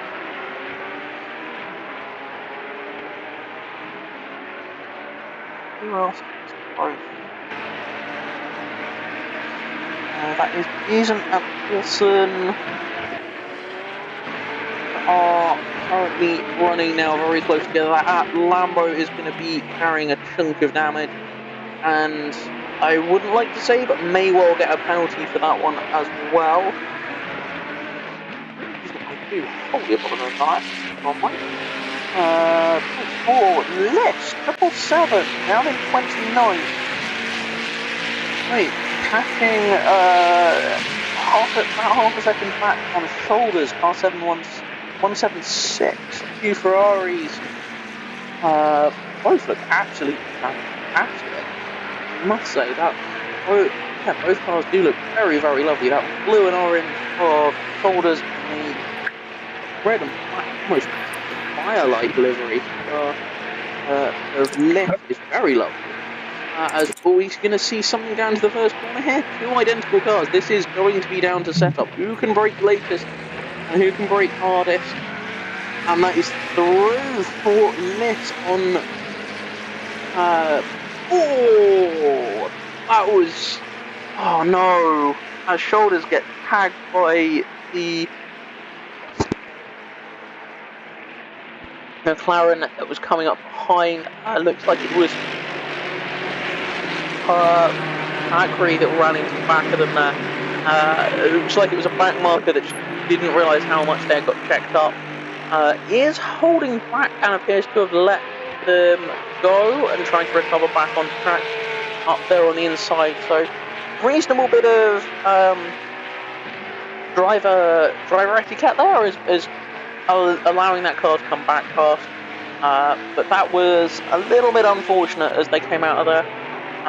Looks like that Ferrari is carrying a bit of damage. It lets the Ferrari, the Porsche go past. That looks like this car 100 is way up.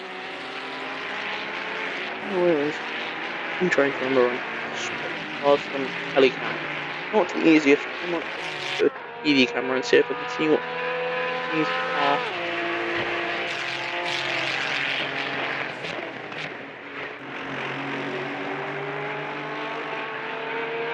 Either way, just picked up a little bit of that, there. Stevens. I'm pushing. That was, yes, that was car 100. Stevens was evidently letting them pass as they were a lap or more behind them. So, what else There's have we only got a going on? second between Ritz and Consett now. Oh, that's come down. That has very much come down with 8.5 minutes to go. That gap's just dropped under a second. This is all to play for now.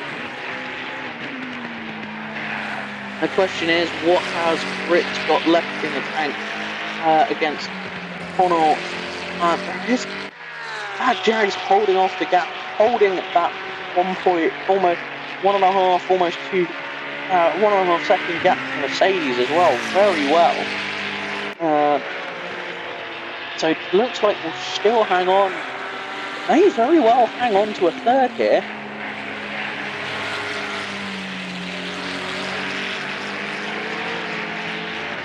On 0.6 back, so that gap is falling. That's fallen by half a second already, and basically a lap.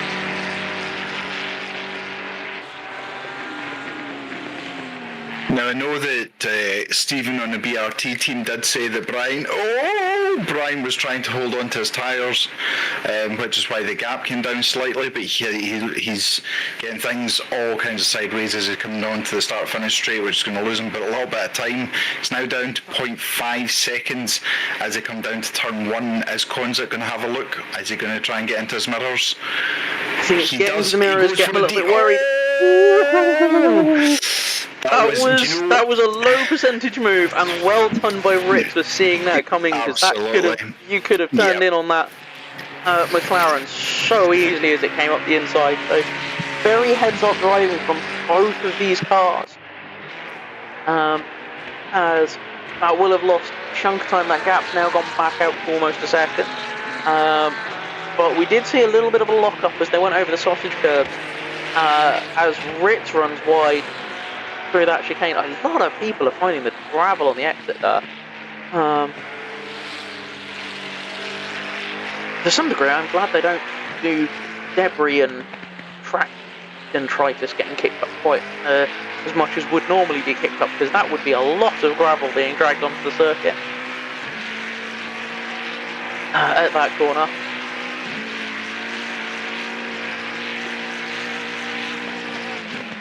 The Keller is only 7/10 behind Youngvert now for P6. So that's quite a close battle as well. That's coming down really. Olsen is 0.3 back from Berg.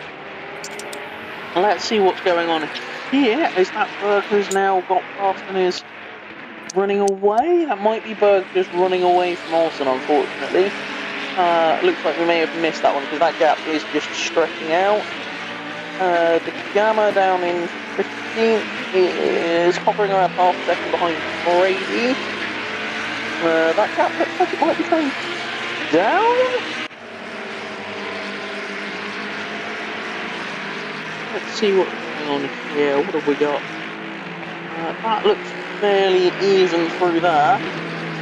Famine has taken overall lap record, so overall fastest lap with a best of 48.620. So that is pretty good going. Obviously that's 1 minute rather than actually doing a 48-second lap. That would be insanely fast down here. We've just got De Kouwer and Youngvert, who were side by side, come down the straight into turn 1, but Youngvert is able to keep P6 at the moment, but Bart doing everything they can to try and get past again. Get that up. Obviously, Bart's got that 10-second penalty, so any gap they can reduce by is always a good one. What's the gap back to the next car? It looks like there's a fairly large gap back to the next car, so might not lose too many places. Brian Ritz has got traffic ahead of him, which is hurting him as well. Konzik got kind of caught up in the last chicane, so that's kind of eased the time between them a little bit. But Ritz will be coming up to another back marker very, very soon. Olsen off and losing places as well by the looks of it into the gravel. Zombor is backwards. Oh, what on earth happened there? Let's have a look and see what happened there. Was that a dive under the brakes on the Jag? Because those two have closed right up, I assume. He lost it. Wow, he very nearly collected the Jag sideways. We've got the replay here. Let's see what happens. They come down. Jag just lost the back end. I can only assume if they clipped the curb on the outside or the graph on the outside there and locked up the rears going down in there, and it was sayonara to your traction and ability to stop. Very well done for managing to avoid the back of the Jag there. So as we see, the Jag missed the first chicane, obviously managed to outbrake themselves a little bit through there. Has moved Pippi up into 4th as well. That gap being aimed a little bit in favour of Ritz through some traffic there, as Connacht's got a little bit caught up on the exit of the second Lesmo through that top of the circuit, but he's coming back out and coming back down really strong now. Looks to be clear back for a bit on these two, so final look. There is more back markers, but it might be a couple of laps before they catch them. So this may be the race to the line as we come down. We have basically got 1 lap left of 52 if they cross the line. 1 minute 52. The question is, will that be a lap, 1 lap, or 2 laps to the end? That's the question. Depending on how much these two hold each other up, they could lose that time battling each other. So, is this the last lap, or is this not? The Killers lost 6th place to Stanek and Aston Martin. Apologies for missing that one. Ooh, that's a dive and a half. Oh no! Onetz ran deep into the second chicane and tried to get it off, get the move done, but the Rich shut the door right on the apex, and both of them collided quite hard there, both spinning off, and it looked like Rich ended up in the gravel on the exit as Onetz had to run, spun and ended up on the inside of chicane there. Hammer's got a 5-second penalty. Sorry, who was that? Hammer with the Jag and P3. That's down to a second now. That looks like that gap has.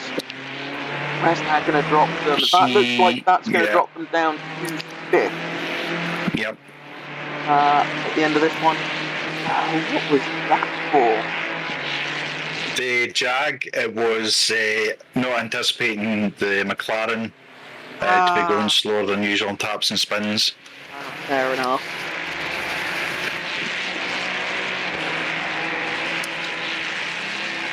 Zombor has Ritz down in finished. 8th. Yeah, it is. Ritz has finished. Ritz has won, and Onetz in 2nd. So very well done. Sorry, got very distracted there. Evidently, that was the last lap. They must have crossed the line with literally just as it cleared. With the time there. So well done there. Who else is out there? Oh, we have Peasant is running a little bit wonky through the final chicane. It looks to be fairly clear. Who else is close and might take Cullen? Oh, this is a drag race to the line. No, not quite. Brady is looking like they're just going to bail. Have they managed to run it out of fuel?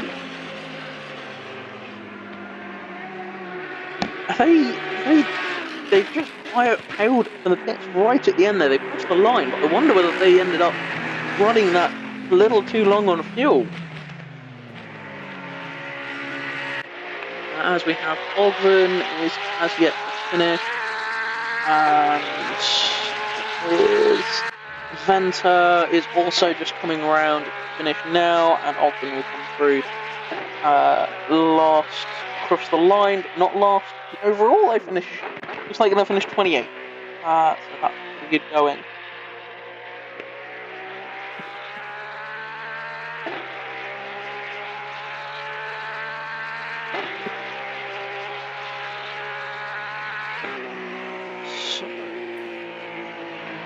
As I will just turn to garage there and transfer over on OBS to our interviews, and we'll see if there is anybody here who wants to come and have a chat.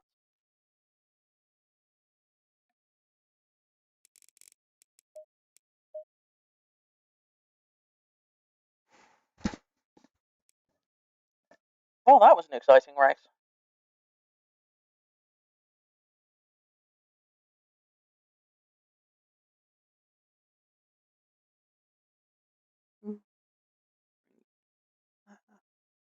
See who is in interview waiting.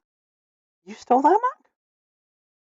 Yes, I'm sorry. I'm just doing some admin behind it. Sorry.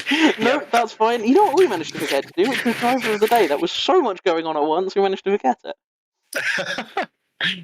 So you've got 4 in. You've got Brian Zipper. You've got Joe Doc, Hammerall, Kevin Packery and Consit. So if you just drag their name into the commentator's box, that'll bring them in. We'll go from it. So we shall go with our second place driver there. Obviously, there may be something post race for that contact on the last lap, but we shall grab them in as they were second and go from there.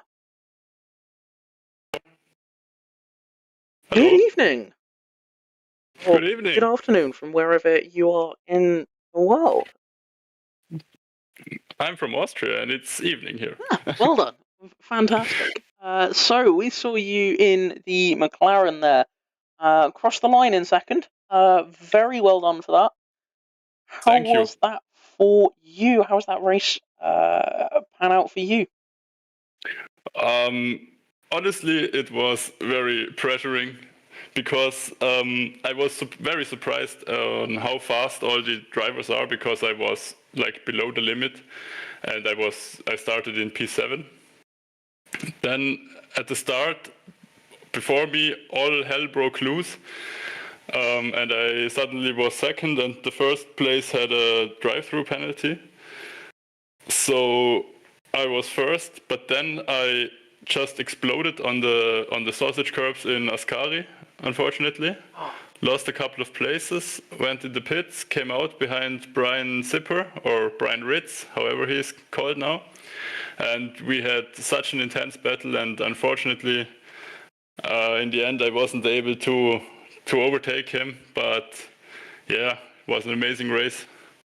Very well done. It looked like you had a damn good go into the second chicane on Ritz. How did that one go? Because it looked like you dived up the inside, but what was that like from your point of view?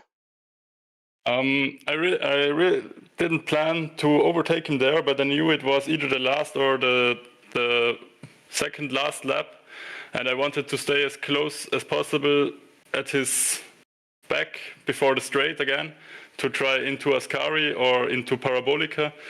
And yeah, I just underbraked, and I hoped he gives me a little bit more space, but yeah, I wouldn't have done it too. So yeah, it is what it is now. Fair enough. Fair enough. It is Zolder next, I believe. Yeah, Solder. How are you feeling about that one? Certainly not as good as for Monza, because I think everyone drives Monza all the time. And yeah, I think qualifying will be very important because Solder is so hard to overtake there. Yeah. But yeah, we'll see. We'll see, indeed. Well, very well done on the very least your on-track finish. We shall see what the results pull out for yourself and Ritz on that one. So, well done. Yeah, thank you. Go and have a well-earned rest for the rest of this evening, as it's 9:45 for you. Thank you. So enjoy, and we'll see you at the next round at Zolder. Yeah, shout out to my friends and the Austrian Apex Alliance. Good night. Lovely. Good night. Right. Who else would we like to have a chat with? Let's grab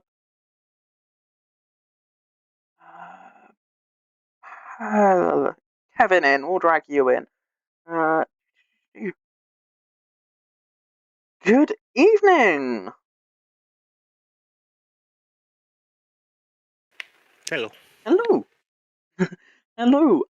Well done on finishing that one. How was the race out there for you?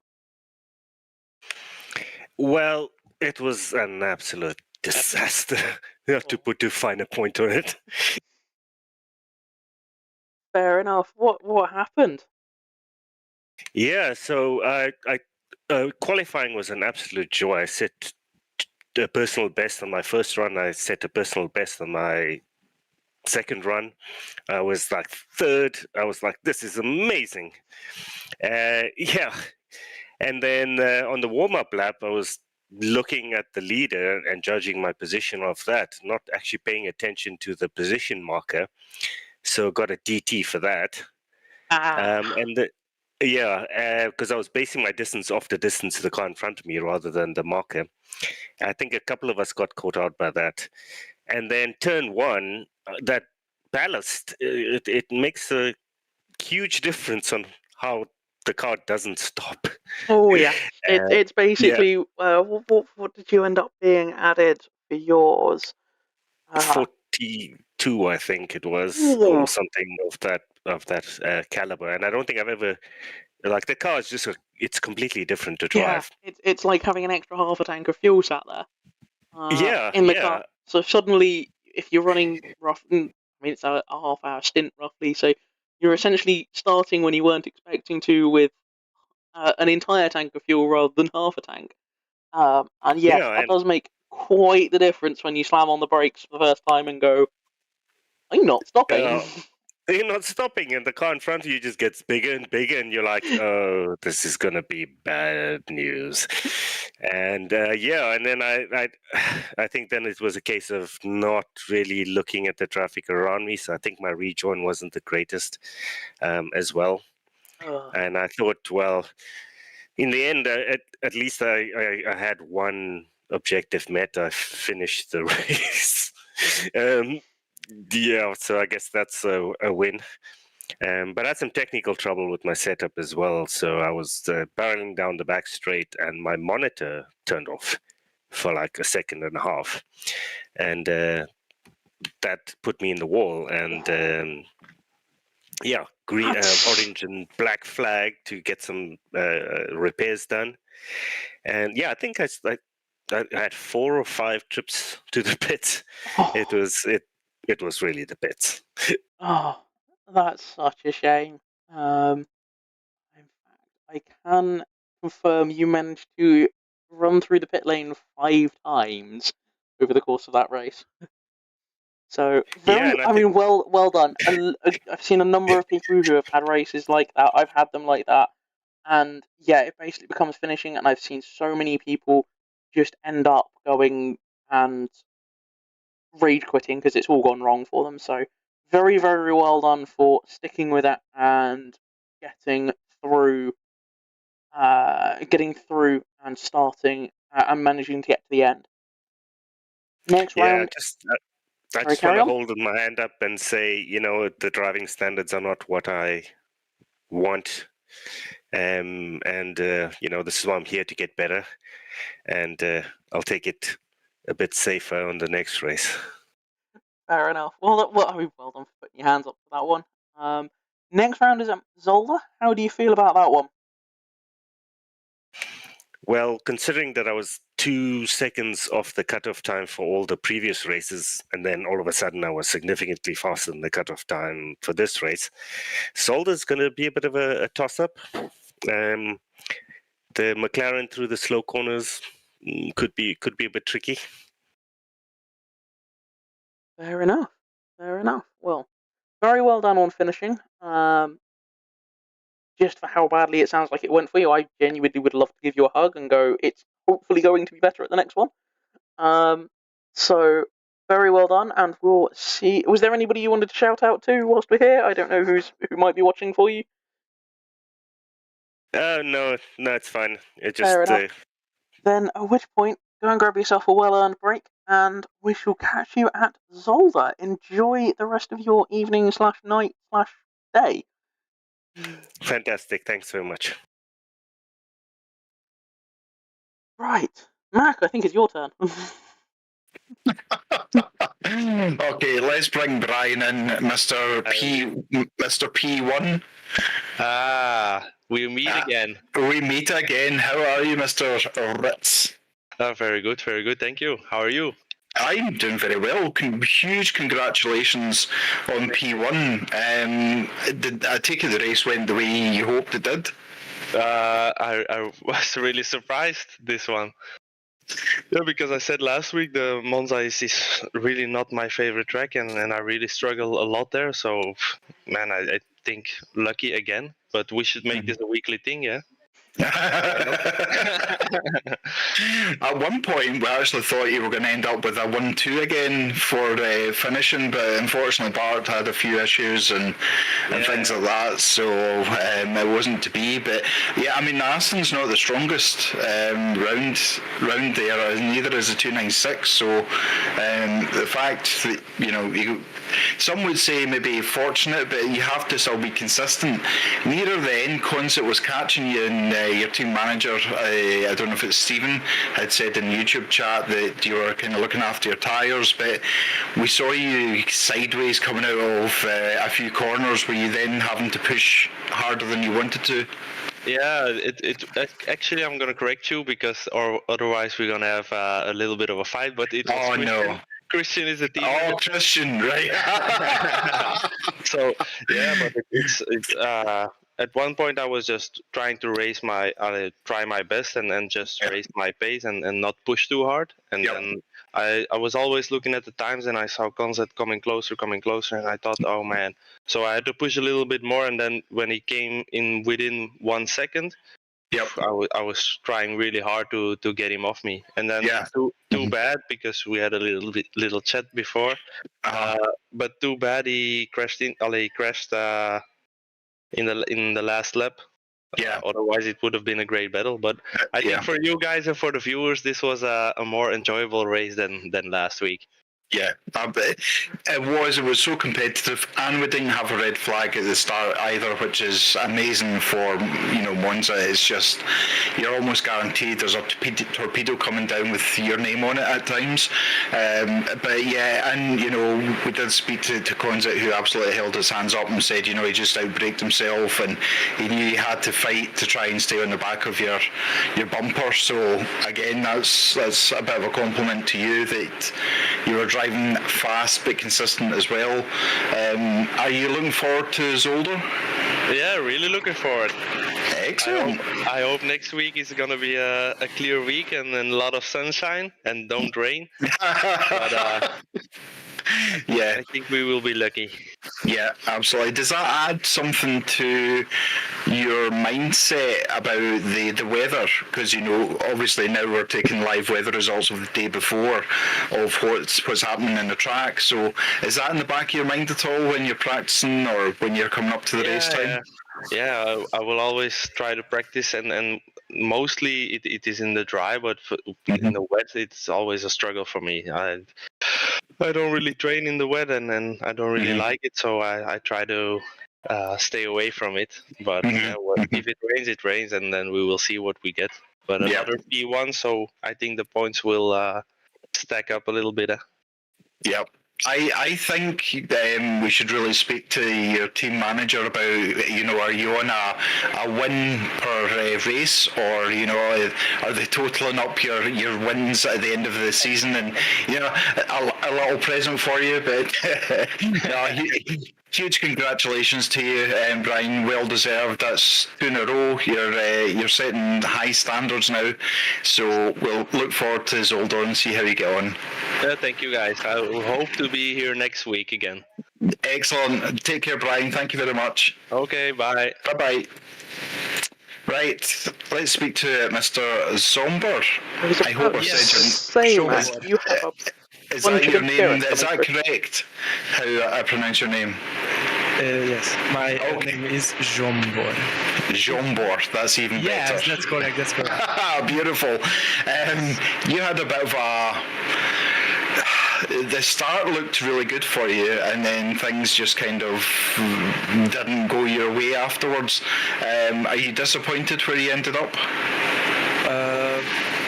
Sorry, my English is not good. No, it's okay. The Scottish accent doesn't help either. But you finished 8th? Yes, I make a big mistake. I think the last lap I ran out the grass and I spin it. Yeah, we saw when you braked and spun behind the Jag. Yeah. That looked painful to watch because you're facing the wrong way, you're in gravel, and you need to try and watch for traffic. So, did you enjoy the race overall? Yes, I enjoyed the race. Very. Whew, It's okay, take your time. There's no problem. If I had to speak your language, I'd be a lot worse. So trust me, you're absolutely fine. Do you drive the Mercedes often? yes, because I like the Mercedes F1 Formula team. Yeah. And my dad car is Mercedes. Oh. And the biggest joke, my girlfriend name is my girlfriend name is Mercedes. No way. Oh. So well, I all in this. Yeah, you have to drive the Mercedes. You have no option. Yeah, I have. Yep. Have you driven on Zolder before? No. No. Okay. But yeah, I take it you'll be doing some practice before next week. Yes. Sorry. No, not at all. Listen, it's an absolute pleasure. We've got still a few people to get through, so thank you so much for coming in and being brave with not very good English. My English is terrible as well. But congratulations again on P8, and hopefully, yeah, you too. Take care. Bye. Right, let's speak to Mr. George Stevens next. Mr. George Stevens, good evening. Oh, good evening. How are you? I am good. Good. Did the race go the way you thought it would? Absolutely not. I honestly thought I was going to be killed in T1. Yeah. I think we all had what we thought was maybe a safe bet that things were going to go horribly wrong for a lot of people. I mean, P9? That P9's not bad. I mean, last race... because of the penalties. Yeah. Even better. I mean, did you expect to have a high finish? Not really, because I kind of had a realistic expectation that it's Monza. Pretty much anything can happen. It could literally rain in like 10 minutes. Right, okay. That's fair enough. That is it. How was the Porsche? I mean, you're the fastest finishing Porsche, and we saw you actually getting past a couple of cars. So was the Porsche quite settled? Around Monza, it really wants to try and kill you on every corner. But as long as you expect it to, you know how to get out of those sliding moments, it basically clicked for me. As long as I could keep a rhythm going, and it was basically very easy to set consistent laps. That's good. I mean, my experience with the Porsche is it just kills me on every corner. It's not it wants to, it just does. But how do you handle the fuel situation when you get to the point you're getting closer to the last lap? The fuel tank's obviously in the front tyres are getting lighter. Is there something that you do to combat that, or do you just adapt your driving? Mostly just adapt the driving. Yep. Because the thing with the Porsche is it's great on the mid-fuel, like around 60, 50 litres. Yep. And as it starts getting lower and lower, it'll be quick, but you'll start feeling the rear step out a lot more as this thing goes on. Yep. And it's less so in the 992. But it's definitely more prominent in the 2019 Porsche. Yeah, that makes sense. Are you looking forward to Zolder? If I don't get yeeted out, then yeah. I mean, that's just almost as bad as Monza turn one because you're literally coming back on yourself. Yeah, it's no, it's not. In fact, I'm thinking of Zandvoort. I don't know why I'm thinking of Zandvoort, but yeah, I mean, Zolder is quite a bumpy track. Do you think? I mean, obviously you can set the car up to how you feel. Do you have to take obviously that into consideration for the setup? Well, the last time I drove the 2019 Porsche around Zolder, it was actually pretty okay. Oh, good. So I would not be surprised if I'm within the top 15 at least. Excellent. Superb.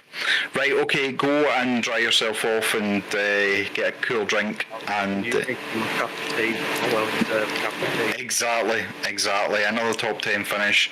Beautiful, Mr. Stevens. Take care of yourself and we'll speak to you soon. See ya. Cheers. Right, okay, we have Mr. Brady. Good evening, Mr. Brady. How are you? Hello. Hello. Are you well?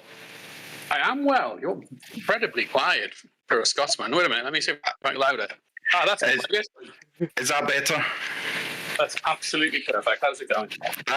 It's not bad. How did you get on? Everything went absolutely perfectly until it turned out I can't count.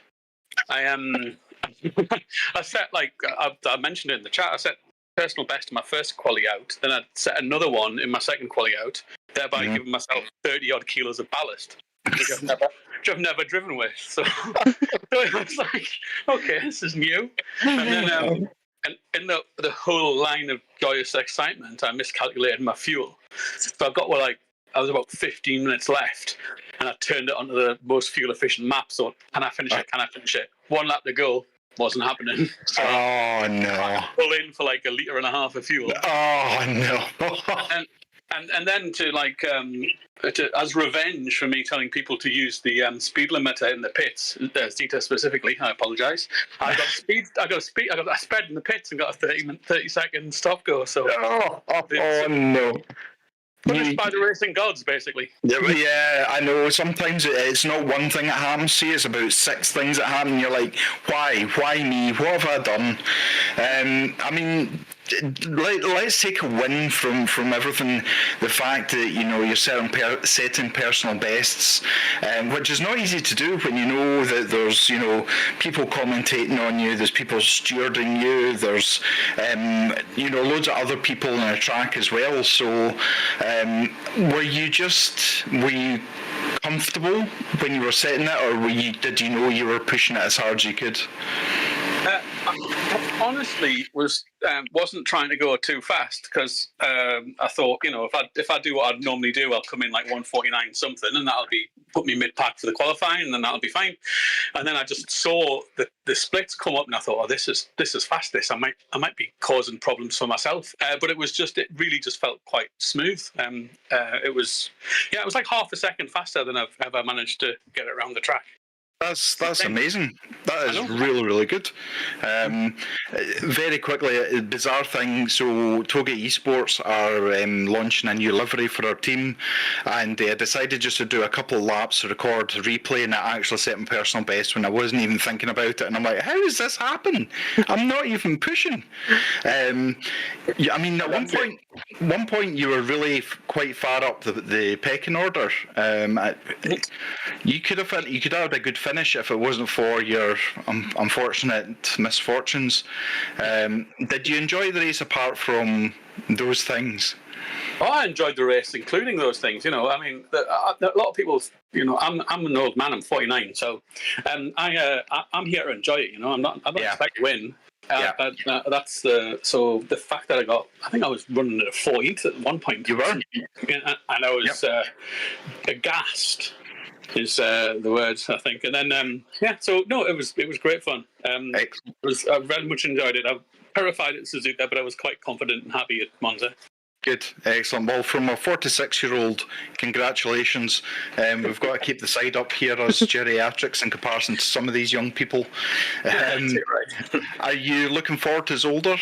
It's obviously a bumpy track.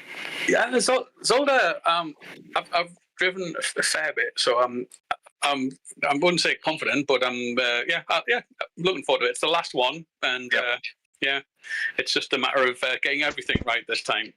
Getting the lap times right, the fuel right, and the attitude right. We'll be grand. We'll be grand. Exactly. Were you calculating just on a calculator, or were you using a program or something to calculate your fuel? No, I just used the fact that I've driven on Monza a million times, like we all have. And I thought, right, that's plenty. And I don't know if the ballast changes the amount. Or... The ballast will to a certain degree because your car's heavier, so it's going to use up more fuel. So it's a little bit difficult because obviously you don't really know what ballast you're getting, and while you're setting things up. So yeah, it is a bit difficult. But you know what? These things happen. As long as you enjoyed it, that's the main thing. No, that's exactly it. I mean, that's the whole point. I'm trying to get better at it, and getting better on it and enjoying it. So I'm winning on both counts. I just need to, manage to get to the end of the race as the If not, we'll contact the AA, make sure that they're the last lap for you, just to give you some fuel. That's very generous of you. Please don't send me the bill, though. I'll make sure Hayden picks a bill up for that one. Excellent. Well, he's got a new job coming, hasn't he? So he'll have the money. Well, you never know. Right, Steve, thank you very much. It's been a pleasure talking to you, and look forward to seeing you next week. Okay, cheers, mate. Bye-bye. Cheers, bye-bye. Right, last one we've got. I'm going to ask how he pronounces his name. I'm going to say it's Jodok. Yeah, that's right. Hi. Hello. He got a name right. Yes. That's a first in my life. How are you? Oh, great. I cooled down a bit. I was a little bit heated at the end of the race to lose P3 like that. But I guess my own fault. So yeah, I'm happy again. We've got lots of love in the chats for the Jag. It's just to see it so far up. You did so well. You must have had one of the best pit stops you could have had because you came out in P3. Yeah, I was really happy. I think the whole race, apart from like a single minor incident, went exactly to my liking. I was actually pretty surprised to be in P3 when I got out the pits, because I think when I went into the pits, I was obviously P1 because I think everybody in front of me pitted. But before that, I think like when we were just at the point in the race where no one in front of me had pitted already, I think I was running in P5.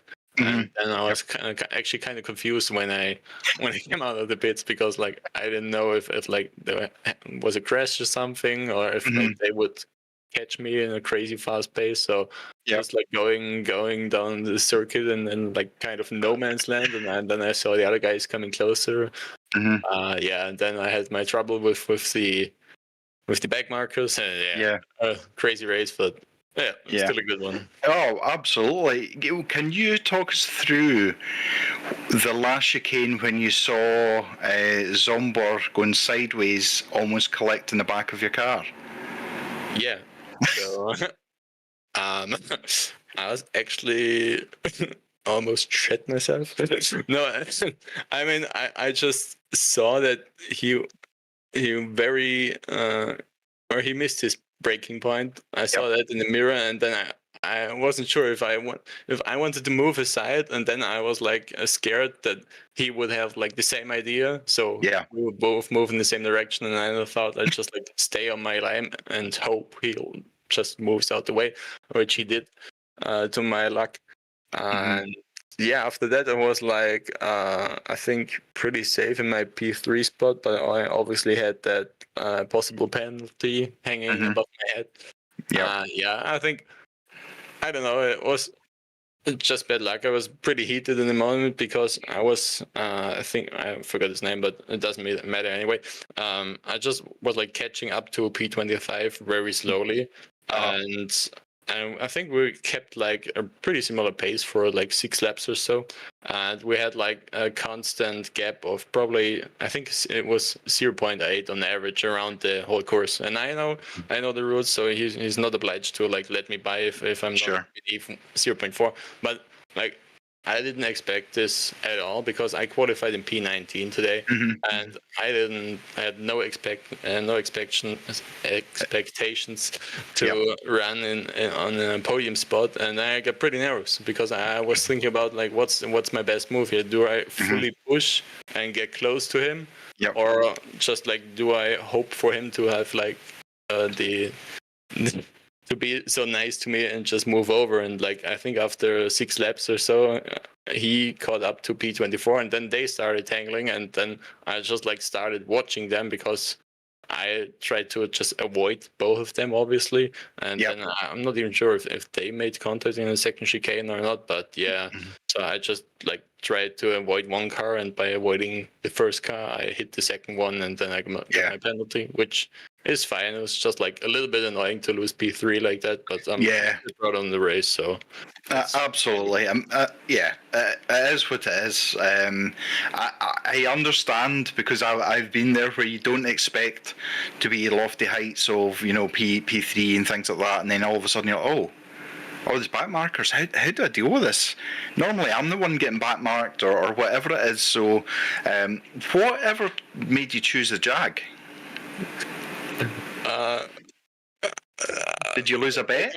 Thinking back on it, I don't know myself either. No, we're 5 friends, so I'm driving for the Austrian Apex Alliance, like like 5 guys, and so I think today everybody was in because I was like driving with Konzit and the Gamer, Haller, and Falzer. And congratulations to Konzit, by the way, his first P2, if I remember correctly. So yeah, he did a great race. And yeah, so the thing is, I've been driving a lot longer than most of them. So I think like probably 1 or 2 years longer, but with like very low frequency, so just once per week or so. And the thing is, we drove the previous season together in October, I think it was. And towards the end of the season, I noticed that I was like getting higher up. So I think in the previous season, and I also finished P3 in Monza. And over the winter, we did a lot of races, also mostly with Toga. And I just noticed that with the McLaren, when I looked at my best times, I was like pretty much on the cusp of like being beneath the limit times. And that was like even 1.5 months ago when we signed up, and then we also did a lot of driving in between. So I thought, like, I really want to race with my friends, obviously, but I think like if I have another 6 weeks of training, I'm probably not too fast to be here. And I didn't want to like be in anybody's way or like take a spot from somebody.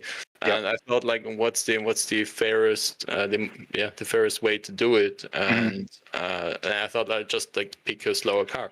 And also because I wanted to switch from the McLaren because there's just too many McLarens nowadays. And yeah, so I thought to myself, let's pick a different car. And I think in the beginning of January there was a 6-hour Bathurst race, and I think like the commentators or you or I don't know, somebody was supposed to do it solo in the Jag. And I liked that idea. Everybody was like memeing the Jags. Let's take the Jag. How bad could it be? That decision like bit me in the ass right on the first race when we started training for it. I think I was like 2.5 seconds off my pace from the McLaren. So I questioned myself a lot of times. Today I think with the power of the Jag and like a lot of luck, I think I got it up where I wanted it to be. But I am expecting nowhere near the same result for the upcoming week. Yeah, I mean, Zolder's a very tight, twisty track, so it's going to be tough. But if anyone can do it, you can do it. Let's see. I'm going on holiday tomorrow morning, and I'll be returning pretty much 1 hour before the upcoming race. Oh my goodness! Let's see. I have not the highest hopes for it, but yeah, it's all good fun. Where are you going on holiday?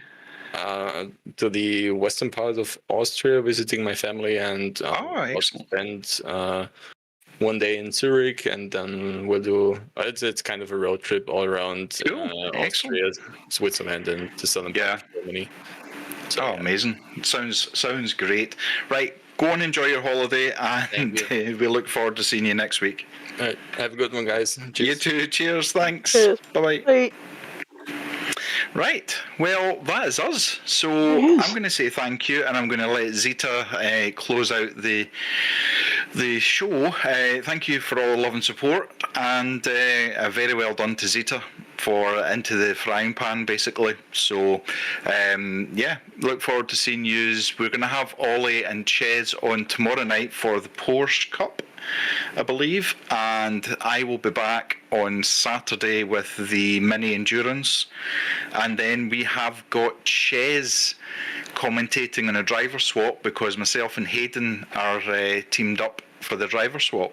So yeah, it's going to be a busy next few days, but I'll leave it in Zita's capable hands. Wonderful. Well, that was an exciting qualifying and race. Thank you for everybody who has watched and shown their support today throughout this race. Very well done to those who did extremely well and managed to pull their way up. And let's see what what Zolder brings next week. And we shall very much enjoy what's coming up. Thank you for everybody for watching. Thank you for showing your support to everybody. Have a lovely night / whatever time of day it is, and enjoy your evening.